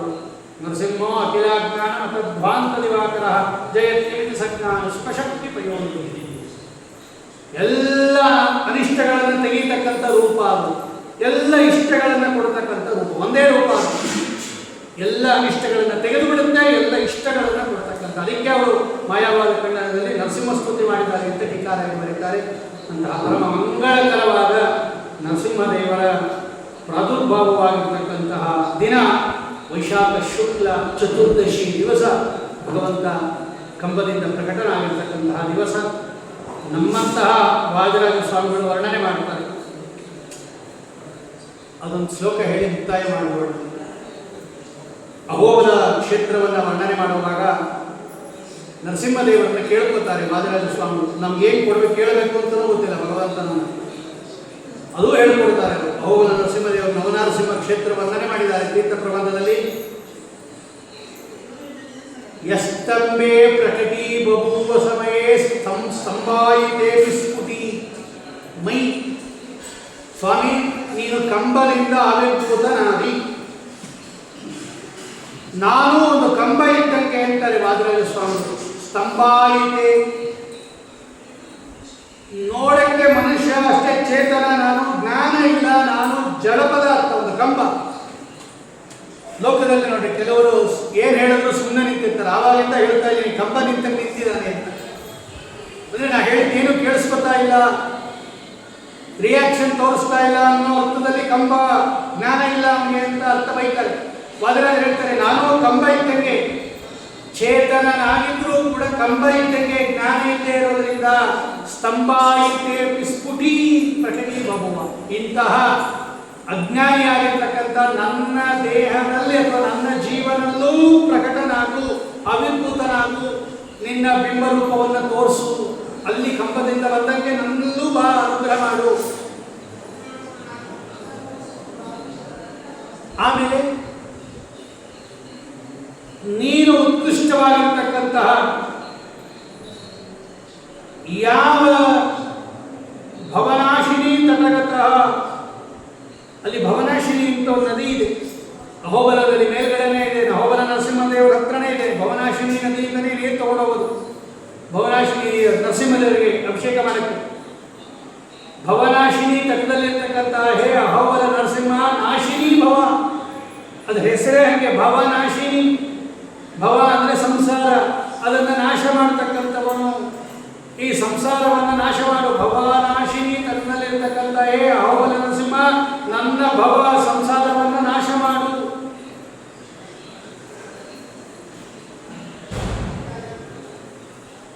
ಆಮೇಲೆ ವದರನು ಸಂಬಂಧ ಯಸ್ತಂಭೆ ಪ್ರಕಟೀ ಬಭೂವ ಸ್ತಂಭಾಯಿತೆ ಸ್ಫುಟಿ ಭೂಯಾದ್ಯೋ ಭವನಾಶಿನಿ ತಟಗತಃ ಮಾಂ ಪಾಹಿ ಯೋ ಬಾಲಕಮಪ್ಪಿತ ಮಾಂ ಬಾಲಿಶಂ ಪಾತಿಯೋ. ಚಿಕ್ಕ ಹುಡುಗನನ್ನು ರಕ್ಷಣೆ ಮಾಡಿದೆ ನೀನು, ಬಾಲಕ ಪ್ರಹ್ಲಾದರಾಜರನ್ನ. ನಾನು ಬಾಲಕನೇ ಅಂತಾರೆ ವಾದರಾಜ ಸ್ವಾಮಿ. ಬಾಲಕ ಅಂದರೆ ಜ್ಞಾನ ಇಲ್ಲದೆ ಇರೋರು ಅಂತ. ಸಂಸ್ಕೃತದಲ್ಲಿ ಜ್ಞಾನ ಇಲ್ಲದೆ ಇರತಕ್ಕಂಥವರಿಗೆ ಬಾಲಕರು ಅಂತ ಕರೀತಾರೆ. ಅಜ್ಞರು ಅಂತ ಬಾಲಭಾಷೆ. ಅಜ್ಞರು ಬಾಲಕನ ಕಲಭಾಷೆ ಕೇಳಿ ಜನನಿಯು ಸಗುಪಡುತ್ತಂತೆ ಅಂತ ಅಲ್ಲಿ ಬಾಲಕರು ಅಂದರೆ ಅಜ್ಞರು, ನಮ್ಮಂತಹ ಗೊತ್ತಿಲ್ಲದೆ ಇರೋ ದಡ್ಡರು ಅನ್ನೋ ಅರ್ಥದಲ್ಲಿ ಬಾಲ ಅಂತ ಪ್ರಯೋಗ ಮಾಡಿದ್ದಾರೆ. ವಾದಿರಾಜ ಸ್ವಾಮಿ ಹೇಳ್ತಾರೆ ಅಲ್ಲಿ ಬಾಲಕನಿಗೆ ರಕ್ಷಣೆ ಮಾಡಲಿಲ್ಲ ಪ್ರಹ್ಲಾದ, ನಾನು ಬಾಲಕನೇ, ನನ್ನೂ ರಕ್ಷಣೆ ಮಾಡುವುದು. ಆ ಖಲಕುಲ ಹಿರಣ್ಯಕಶಿಪುವನ್ನು ಸಂಹಾರ ಮಾಡಿದ್ದಾನೆ ನೀನು. ಇವತ್ತು ಮಹಾದೈತ್ಯರಾಗಿರ್ತಕ್ಕಂಥ ಹಿರಣ್ಯಕಶಿಪುವನ್ನು ಸಂಹಾರ ಮಾಡಲಿಲ್ಲ. ನನ್ನೊಳಗೂ ಇದ್ದಾರೆ 6 ಮಂದಿ ದೈತ್ಯರುಗಳು, 6 ಮಂದಿ ಶತ್ರುಗಳು, ಹರಿಷಡ್ವರ್ಗಗಳು, ಅವರನ್ನು ಸಂಹಾರ ಮಾಡು. ನೋಡಿ ಆ ಕಥೆಗೆ ಸರಿಯಾಗಿ ಕೇಳ್ಕೊತಾರೆ ವಾದರಾಜ ಸ್ವಾಮಿ ಹೋಬಲ ಕ್ಷೇತ್ರವನ್ನು ವರ್ಣನೆ ಮಾಡುವಾಗ. ಜಡದಂತೆ ಇರುವ ಈ ದೇಹದಲ್ಲೂ ಪ್ರಕಟನಾಗು, ಕಂಬದಲ್ಲಿ ಪ್ರಕಟನಾಗಿ ಈ ದೇಹದಲ್ಲೂ ಪ್ರಕಟನಾಗು. ಅಲ್ಲಿ ನೀನು ಉತ್ಕೃಷ್ಟವಾಗಿರತಕ್ಕಂತಹ ಭವನಾಶಿನಿ ನದಿಯಲ್ಲಿ ಇದೆಯಾ, ಭವನಾಶಿನಿ ತೀರದಲ್ಲಿಯಾ, ನನ್ನ ಸಂಸಾರವನ್ನು ನಾಶ ಮಾಡು. ಚಿಕ್ಕವನಾದ ಪ್ರಹ್ಲಾದರಾಜನ ಸ್ತುತಿಗೆ ಮೆಚ್ಚಿ ನೀನು ಪ್ರತ್ಯಕ್ಷನಾದಿ. ನಾನು ಬಾಲಕ, ನನಗೂ ಏನು ಗೊತ್ತಿಲ್ಲ, ನನ್ನ ಈ ಅಲ್ಪ ಸ್ತೋತ್ರಕ್ಕೆ ಮೆಚ್ಚಿ ಪ್ರತ್ಯಕ್ಷನಾಗು. ಅಲ್ಲಿ ಹೇಗೆ ಹಿರಣ್ಯಕಶಿಪುವನ ದೈತ್ಯರನ್ನು ಸಂಹಾರ ಮಾಡಿದೆಯೋ, ನನ್ನೊಳಗಡೆ ಇರತಕ್ಕಂಥ 6 ಮಂದಿ ಹರಿಷಡ್ ವರ್ಗಗಳನ್ನು ಸಂಹಾರ ಮಾಡು ಅಂತ ವಾದಿರಾಜ ಸ್ವಾಮಿಗಳು ಅಹೋಬಲ ನರಸಿಂಹದೇವರನ್ನ ವರ್ಣನೆ ಮಾಡುವಾಗ ಕೇಳ್ಕೊತಾರೆ. ನಾವು ಕೂಡ ನರಸಿಂಹದೇವರನ್ನ ಅದೇ ಪ್ರಾರ್ಥನೆ ಮಾಡಿ ನಮಗೂ ಕೂಡ ಜ್ಞಾನ ಕೊಡು, ನಮಗೂ ಕೂಡ ಒಳ್ಳೆ ಉತ್ಕೃಷ್ಟವಾಗಿರ್ತಕ್ಕಂತಹ ಈ ಸಂಸಾರದಿಂದ ಪಾರ ಮಾಡು, ನಮ್ಮನ್ನು ಮೋಕ್ಷಕ್ಕೆ ಅಡ್ಡಿ ಮಾಡ್ತಾ ಇರ್ತಕ್ಕಂಥ ಹರಿಷಡ್ ವರ್ಗಗಳನ್ನು ನೀನು ನಾಶ ಮಾಡತಕ್ಕಂಥವನಾಗೂ, ಈ ಸಂಸಾರವನ್ನೇ ನಾಶ ಮಾಡಿ ನಮ್ಮನ್ನು ಉದ್ಧಾರ ಮಾಡು ಎಂಬುದಾಗಿ ಹೇಳಿ ನರಸಿಂಹದೇವರಿಗೆ ನಾವು ಇಷ್ಟೆಲ್ಲ ಚಿಂತನೆಯಿಂದ ಅಭಿಷೇಕ ಮಾಡಿದಾಗ ಅಥವಾ ಪೂಜೆ ಮಾಡಿದಾಗ ಅಥವಾ ಸ್ತೋತ್ರ ಮಾಡಿದಾಗ ಅಥವಾ ರಥೋತ್ಸವ ಮಾಡಿದಾಗ ಈ ಎಲ್ಲ ಅನುಸಂಧಾನದಿಂದ ಮಾಡಿದಾಗ ಮಾತ್ರ ಅದಕ್ಕೆ ಫಲ. ನಾನು ಸಂಧಾವಿನ ಪೂಜಾ, ಸುಮ್ಮನೆ ಪೂಜೆ ಮಾಡಿಬಿಟ್ವಿ ನರಸಿಂಹದೇವರಿಗೆ ಅವ್ರ ಬಗ್ಗೆ ಏನು ತಿಳ್ಕೊಂಡಿದೆ ಅಂದರೆ ಏನಾದರೂ ಒಂದು ಸ್ವಲ್ಪ ಹೇಳಬೇಕು. ನಾವೇನು ದೊಡ್ಡ ಜ್ಞಾನಿಗಳೆಲ್ಲ, ಬ್ರಹ್ಮಾದಿ ದೇವತೆಗಳಿಗೆ ಭಗವಂತ ಪೂರ್ತಿ ಇನ್ನ ತಿಳಿದಿಲ್ಲ ಅವರಿಗೆ. ಬ್ರಹ್ಮಾದಯ ಸುರಗಣ ಮುನಯೋತ ಸಿದ್ಧ ಸತ್ವೈಕತಾನಮತಯ. ಪ್ರಹ್ಲಾದರಾಜರು ಸ್ತೋತ್ರ ಮಾಡತಕ್ಕಂಥ ಕಾಲದಲ್ಲಿ ಮೊದಲು ಅದನ್ನೇ ಮಾಡುವುದು. ವಚಸಾಂ ಪ್ರವಾಹಿ ನಾಂತಂ ಪರಸ್ಯ ಪರತೋಪ್ಯದು ನೋಪಿ ಅಂತಿ ಕಿಂ ತೋಸ್ತುಮರ್ಹತಿ ಸಮಯ ಹವಿರುದ್ರ ಜಾತೆ. ನಾನೇನು ಸ್ತೋತ್ರ ಮಾಡಲ ಭಗವಂತ, ಕೆಟ್ಟ ದುಷ್ಟ ಕುಲದಲ್ಲಿ ಬಂದವನು ನಾನು, ಬ್ರಹ್ಮಾದಿ ದೇವತೆಗಳು ಸದಾ ಸದಾ ಸಾತ್ವಿಕ ಸಾತ್ವಿಕ ಸಾತ್ವಿಕ ಸಾತ್ವಿಕರವರು. ಅವರು ನಿನ್ನನ್ನು ಸ್ತೋತ್ರ ಮಾಡಿದರೂ ಕೂಡ, ದೊಡ್ಡ ದೊಡ್ಡ ವಿಶ್ವಾಮಿತ್ರಾದಿ ವಸಿಷ್ಠಾದಿ ಋಷಿಗಳು ನಿನ್ನನ್ನು ಸ್ತೋತ್ರ ಮಾಡಿದರೂ ಕೂಡ ಇನ್ನೂ ನಿನ್ನ ಗುಣಗಳು ಮುಗುದೇ ಇಲ್ಲ, ಅನಾದಿ ಕಾಲದಿಂದ ಮಾಡ್ತಾ ಇದ್ದಾರೆ. ನಾನೇನು ನಿನ್ನ ಸ್ತೋತ್ರ ಮಾಡಲಿ ಅಂತ ಮೊದಲು ಹೇಳುತ್ತಾರೆ ಬ್ರಹ್ಮದೇವರು ಪ್ರಹ್ಲಾದರಾಜರು. ಆದ್ದರಿಂದ ನರಸಿಂಹದೇವರನ್ನು ಸ್ತೋತ್ರ ಮಾಡುವುದಕ್ಕೆ ನಮ್ಮ ಕೈ ಸುತರಾಗೋದಿಲ್ಲ. ಆದರೆ ನಮಗೆಷ್ಟು ಗೊತ್ತಿದೆಯೋ ಆ ಪಕ್ಷಿಗಳು ಅವರವರ ಶಕ್ತಿ ಸಾಮರ್ಥ್ಯಕ್ಕೆ ಹೆಂಗೆ ಹಾರುತ್ತೆ. ದೊಡ್ಡ ಪಕ್ಷಿ ತುಂಬ ಮೇಲೆ ಹಾರುತ್ತೆ, ಸಣ್ಣ ಸಣ್ಣ ಪಕ್ಷಿ ಸ್ವಲ್ಪ ಹಾರುತ್ತೆ, ಆದರೆ ಹಾರದಂತೂ ಬಿಡೋದಿಲ್ಲ. ಆತ್ಮಸಮಂ ಪತತ್ರಿಣ ನವಸ್ಸಮಪದಂ ಆತ್ಮಸಮಂ ಪತತ್ರಿಣ ಭಾಗವತ ಹೇಳುತ್ತಾರೆ. ಅವರವರ ಯೋಗ್ಯತಾನುಸಾರವಾಗಿ ಎಲ್ಲರೂ ಭಗವಂತನನ್ನು ಸ್ತೋತ್ರ ಮಾಡಲೇಬೇಕು. ಅಂತಹ ಭಗವಂತನನ್ನು ಸ್ತೋತ್ರ ಮಾಡಬೇಕಾದ್ರೆ ಅವನ ಜ್ಞಾನ ಇರಬೇಕು, ಅವನ ಮಹಿಮೆಯನ್ನು ಭಾಗವತಾದಿ ಶಾಸ್ತ್ರಗಳಲ್ಲಿ ವೇದವ್ಯಾಸ ದೇವರು ಬಹಳ ಸುಂದರವಾಗಿ ತಿಳಿಸ್ಕೊಟ್ಟಿದ್ದಾರೆ. ನಿನ್ನೆ ವೇದವ್ಯಾಸ ದೇವರ ಜಯಂತಿಯನ್ನು ನಾವು ಆಚರಿಸಿದ್ವಿ. ಇವತ್ತು ನರಸಿಂಹದೇವರ ಜಯಂತಿಯನ್ನು ನಮ್ಮ ಮಠದ ಆರಾಧ್ಯ ದೈವ ನರಸಿಂಹದೇವರು 25 ವರ್ಷಗಳಿಂದ ಇಲ್ಲಿ ವಿರಾಜಮಾನರಾಗಿ ಎಲ್ಲರನ್ನ ಅನುಗ್ರಹ ಮಾಡ್ತಾ ಇದ್ದಾರೆ. ಅಂತಹ ನರಸಿಂಹದೇವರ ದಿವ್ಯ ಸನ್ನಿಧಾನದಲ್ಲಿ ಪ್ರತಿ ವರ್ಷವೂ ಕೂಡ ನಮ್ಮ ಮಠದಲ್ಲೇ ಇದ್ದು ಲಕ್ಷ್ಮೀ ನರಸಿಂಹದೇವರ ದಿವ್ಯ ಸನ್ನಿಧಾನವನ್ನು ಇಲ್ಲಿ ಚೆನ್ನಾಗಿ ಆರೂಢನೆ ಮಾಡಿರ್ತಕ್ಕಂಥವರು ನಮ್ಮ ಪರಿಮಳ ವಿದ್ಯಾಪೀಠದ ಕುಲಪತಿಗಳು ಆಗಿರ್ತಕ್ಕಂತಹ ವಿದ್ವಾಂಸರಾಗಿರ್ತಕ್ಕಂಥ ಸಾತ್ವಿಕರಾಗಿರ್ತಕ್ಕಂಥವರು ರಾಮಚಂದ್ರಾಚಾರ್ಯರು. ಈಗ ಒಂದು 5-6 ವರ್ಷಗಳ ಹಿಂದೆ ನಮ್ಮನ್ನು ಬಿಟ್ಟು ಅಗಲಿದ್ರು ಕೂಡ ಅವರು ಮಾಡಿರ್ತಕ್ಕಂಥ ಉಪಕಾರ, ಅವರು ಮಾಡಿರ್ತಕ್ಕಂಥ ಸೇವೆ, ಅವರ ಸರಳತನ ಇನ್ನೂ ಕಣ್ಣಿಗೆ ಕಟ್ಟಿದಂತೆ ಇದೆ. ಅವರು ಅವರ ಮನೆ ದೇವರು ಚಿಂತಲವಾಡಿ ನರಸಿಂಹದೇವರು. ಹಾಗಾಗಿ ನಮ್ಮ ಮಠ ಪ್ರಾರಂಭ ಆದಾಗಿಂದ ಒಳ್ಳೆ ಭಕ್ತಿಯಿಂದ, ಶ್ರದ್ಧಾಭಕ್ತಿಗಳಿಂದ, ವೈಭವದಿಂದ ರಾಮಚಂದ್ರಾಚಾರ್ಯರು ನಮ್ಮ ಮಠದಲ್ಲಿ ನರಸಿಂಹ ಜಯಂತಿಯನ್ನು ಹಿಂದೆಯಿಂದ ಆಚರಿಸಿಕೊಂಡು ಬಂದಿದ್ದರು. ಅದನ್ನು ಅನುಸರಿಸಿ ಅವರ ಚಿರಂಜೀವಿಗಳು ನರಹರಿ, ಅವರ ಮನೆಯವರು, ಅವರ ಕುಟುಂಬದವರು ಎಲ್ಲರೂ ಕೂಡ ಅವರ ತಂದೆಯ ಮಾತನ್ನು ಆಜ್ಞೆಯನ್ನು ಶಿರಸಾಧಾರಣೆ ಮಾಡಿ ಅಷ್ಟೇ ಶ್ರದ್ಧಾಭಕ್ತಿಗಳಿಂದ ಪ್ರತಿ ವರ್ಷ ಅಲ್ಲಿ ಅವರ ಮನೆ ದೇವರು ಚಿಂತಲವಾಡಿ ನರಸಿಂಹ, ಅಲ್ಲಿಗೂ ಹೋಗಿ ದರ್ಶನ ಮಾಡ್ಕೊಂಡು ಬರ್ತಾರೆ. ಈ ನರಸಿಂಹ ಜಯಂತಿ ದಿವಸ ನಮ್ಮ ಮಠದಲ್ಲೇ ಏನು ನರಸಿಂಹದೇವರು ಇದ್ದಾರೆ. ಆ ನರಸಿಂಹ ಜಯಂತಿಯನ್ನು ಅವರು ವಿಶೇಷವಾಗಿ ಸ್ವೀಕರಣೆ ಅಭಿಷೇಕ, ವಿಶೇಷವಾಗಿ ಮಧು ಅಭಿಷೇಕ, ಪ್ರವಚನ, ರಥೋತ್ಸವ, ಬ್ರಾಹ್ಮಣ ಸುವಾಸಿನಿ ಸಮಾರಾಧನ ಎಲ್ಲವನ್ನ ಅವರ ತಂದೆಗಳಂತೆ ಅವರು ಕೂಡ ಶ್ರದ್ಧಾಭಕ್ತಿಗಳಿಂದ ಅನೇಕ ವರ್ಷಗಳಿಂದ ಅವರು ಕೂಡ ಆಚರಿಸ್ಕೊಂಡು ಬರ್ತಿದ್ದಾರೆ. ಅವರ ಮಕ್ಕಳು ಕೂಡ ಅದೇ ಹಾದಿ ಮುನ್ನಡೀತಾ ಇದ್ದಾರೆ. ಹರಿವಾಯುಗಳು ಅವರಿಗೆ ವಿಶೇಷವಾಗಿ ಅನುಗ್ರಹವನ್ನು ಮಾಡಿ ಇನ್ನೂ ಹೆಚ್ಚೆಚ್ಚು ಅಧ್ಯಯನವನ್ನು ಮಾಡಿ ಒಳ್ಳೆ ಶಾಸ್ತ್ರ ಸಂಪನ್ನರಾಗಲಿ, ಸದಾಚಾರ ಸಂಪನ್ನರಾಗಲಿ, ಅವರ ಚಿರಂಜೀವಿಗಳಿಗೂ ಕೂಡ ಭಾಗ್ಯವನ್ನು ಭಗವಂತ ಕೊಡಲಿ. ಮತ್ತು ಅವರ ತಂದೆಗಳಿಗೆ ಅವರ ಸ್ವಂತ ಸಾಮರ್ಥ್ಯದಿಂದಲೇ, ಅವರ ಸಾಧನೆಯಿಂದಲೇ ಉತ್ತಮ ಗತಿಯನ್ನು ಹೊಂದಿರುತ್ತಾರೆ. ಆದರೂ ನಾವು ಕೂಡ ಅವರ ಶಿಷ್ಯರಾಗಿ, ಹಿತೈಷಿಗಳಾಗಿ, ಆಪ್ತರಾಗಿ, ಪ್ರೀತಿಪಾತ್ರರಾಗಿ, ಕರ್ತೃಗಳಾಗಿ ಅವರಿಗೆ ಸದ್ಗತಿಯನ್ನು ಬಯಸುವುದು ನಮ್ಮ ಕರ್ತವ್ಯ. ಆದ್ದರಿಂದ ರಾಮಚಂದ್ರಾಚಾರ್ಯರು ಕೂಡ ಭಗವಂತ ವಿಶೇಷ ಅನುಗ್ರಹವನ್ನು ಮಾಡಲಿ, ಸದ್ಗತಿಯನ್ನು ಕೊಡಲಿ ಅಂತ ಪ್ರಾರ್ಥನೆ ಮಾಡ್ತಾ, ಈ ಒಂದು ನರಸಿಂಹ ಜಯಂತಿಯಲ್ಲಿ ಏನೇನು ಕಾರ್ಯಕ್ರಮದಲ್ಲಿ ಪಾಲ್ಗೊಂಡಿದ್ದೀರಿ. ಮನ್ಯು ಸೂಕ್ತ ಪುರಶ್ಚರಣೆ, ಅತ್ಯಂತ ನರಸಿಂಹದೇವರ ಮಹಿಮೆಯನ್ನು ಹೇಳ್ತಕ್ಕಂಥ ಸೂಕ್ತ, ಅದು ಮನ್ಯು ಸೂಕ್ತ. ಅದರ ಪುರಶ್ಚರಣ ಪೂರ್ವಕವಾಗಿ ಚೂತರಸಾಭಿಷೇಕ, ಸ್ವೀಕರಣೆ ಅಭಿಷೇಕ ಆಗಿದೆ, ಮಧು ಅಭಿಷೇಕ ಆಗಿದೆ. ಆಮೇಲೆ ಪೂಜೆ ಪುರಸ್ಕಾರಗಳೆಲ್ಲ, ಅಷ್ಟೋತ್ತರಾದಿಗಳೆಲ್ಲ ಆಗಿದೆ. ಇದುವರ ತನಕ ಯಥಾಶಕ್ತಿ ಆ ಸತ್ಯಮೃದಾತ್ಮ ನಿಜವೃತ್ಯ ಭಾಷಿತಂ ಅಂತ ಭಾಗವತ ಶ್ಲೋಕದಾದ ಚಿಂತನೆಯನ್ನು ಮಾಡಿದ್ದೇವೆ. ಈಗ ನರಸಿಂಹದೇವರಿಗೆ ರಥೋತ್ಸವ ನಡೆಯುತ್ತೆ. ಆಮೇಲೆ ಮಹಾನೈವೇದ್ಯ, ತೀರ್ಥ ಪ್ರಸಾದ ಕಾರ್ಯಕ್ರಮ ಎಲ್ಲ ನಡೆಯುತ್ತೆ. ಇದರಲ್ಲಿ ಪಾಲ್ಗೊಂಡಿರ್ತಕ್ಕಂತಹ, ಇದಕ್ಕೆ ಸೇವೆಯಲ್ಲಿ ಭಾಗವಹಿಸಿರ್ತಕ್ಕಂತಹ ಆನ್ಲೈನ್ ಮುಖಾಂತರ ಅನೇಕರು ಸೇವೆಯಲ್ಲಿ ಪಾಲ್ಗೊಂಡಿದ್ದಾರೆ. ನೇರವಾಗಿ ಬರೋಕ್ಕಾಗದೇ ಇದ್ದರೂ ಕೂಡ ಇವತ್ತು ರಜಾ ದಿನ ಇಲ್ಲ, ರಜೆ ಇಲ್ಲ ಎಷ್ಟೋ ಜನಕ್ಕೆ. ಆದರೂ ಕೂಡ ಮಠದಲ್ಲಿ, ದೇವಸ್ಥಾನದಲ್ಲಿ ನರಸಿಂಹದೇವರ ಸೇವೆ ನಡೆಯುತ್ತೆ. ಇಷ್ಟಾದರೂ ಸೇವೆ ಮಾಡೋಣ ಅಂತಕ್ಕಂಥ ದೃಷ್ಟಿಯಿಂದ ಪರೋಕ್ಷವಾಗಿ, ಪ್ರತ್ಯಕ್ಷವಾಗಿ ಅನೇಕ ಜನರು ಇದರಲ್ಲಿ ಪಾಲ್ಗೊಂಡಿದ್ದಾರೆ. ನಾನಾ ರೀತಿಯಲ್ಲಿ ಸೇವೆ ಮಾಡಿದ್ದಿ ನರಸಿಂಹದೇವರು ಎಲ್ಲವನ್ನೂ ಅನುಗ್ರಹ ಮಾಡ್ತಾರೆ. ಅದಕ್ಕೆ ಒಂದೂ ಬಿಡೋದಿಲ್ಲ ಭಗವಂತ. ಯಾರ್ಯಾರು ಏನೇನು ಕೇಳಿಕೊಂಡಿದ್ದೀರಾ, ಏನೇನು ಮಾಡಿದ್ದೀರಾ ಎಲ್ಲ ನರಸಿಂಹದೇವರು ಗಮನಿಸ್ತಾ ಇರ್ತಾರೆ. ಎಲ್ಲ ಭಗವಂತ ಅನುಗ್ರಹ ಮಾಡ್ತಾನೆ ಅನ್ನುವಂತಹ ಸರ್ವಜ್ಞನಾಗಿರ್ತಕ್ಕಂತಹ ಸ್ವಾಮಿ ಅಂತ ಹೇಳಿ ಎಲ್ಲರಿಗೂ ಕೂಡ ಲಕ್ಷ್ಮೀ ನರಸಿಂಹದೇವರು ಅನುಗ್ರಹ ಮಾಡಲಿ ಅಂತ ಪ್ರಾರ್ಥನೆ ಮಾಡಿ, ನಮ್ಮ ಕುಲ ದೇವರವರು ನರಸಿಂಹದೇವರು, ದೇವರಾಜ ಕರಿಗಿರಿ ಲಕ್ಷ್ಮೀ ನರಸಿಂಹದೇವರು ಅಲ್ಲೂ ಕೂಡ ಇವತ್ತು ವಿಶೇಷವಾಗಿ ಪೂಜಾದಿಗಳು ಎಲ್ಲ ನರಸಿಂಹ ಕ್ಷೇತ್ರದಲ್ಲಿ ಭಗವಂತನಿಗೆ ನರಸಿಂಹದೇವರಿಗೆ ಪೂಜಾ ನಡೆಯುತ್ತೆ. ನಾವು ಇಲ್ಲಿಂದಲೇ ಕರಿಗಿರಿ ಲಕ್ಷ್ಮೀ ನರಸಿಂಹದೇವರ ಪದಾರ್ಪಣೆಗಳನ್ನು ಸ್ಮರಣೆ ಮಾಡ್ತಾ ಮೇಲೆ ಬೆಟ್ಟದಲ್ಲಿರ್ತಕ್ಕಂತಹ ಯೋಗಾಲಕ್ಷ್ಮೀ ನರಸಿಂಹದೇವರು, ಕೆಳಗಡೆ ಬೆಟ್ಟದಲ್ಲಿರ್ತಕ್ಕಂತಹ ಭೋಗಾಲಕ್ಷ್ಮೀ ನರಸಿಂಹದೇವರ ಪಾದಾರವಿಂದಗಳಲ್ಲಿ ಇಲ್ಲಿಂದಲೇ ಈ 2 ವಾಕುಸುಮಗಳನ್ನು ಭಗವಂತನ ಪಾದಾರವಿಂದಗಳಲ್ಲಿ ಅರ್ಪಿಸಿ ಭಗವಂತ ನಮ್ಮನ್ನು ನಿಮ್ಮನ್ನು ಎಲ್ಲರನ್ನೂ ಕೂಡ ಎಲ್ಲ ಸಜ್ಜನರನ್ನು, ಇಡೀ ರಾಜ್ಯವನ್ನು, ದೇಶವನ್ನು, ಇಡೀ ಸಜ್ಜನ ಜಗತ್ತನ್ನು ರಕ್ಷಣೆ ಮಾಡಿ ಸರ್ವೇ ಜನ ಸುಖಿನೋ ಭವಂತು, ಸಮಸ್ತ ಸನ್ಮಂಗಳಾನಿ ಭವಂತು. ಶ್ರೀಕೃಷ್ಣಾರ್ಪಣಮಸ್ತು. ಶ್ರೀಮದ್ವೇಷಾರ್ಪಣಮಸ್ತು.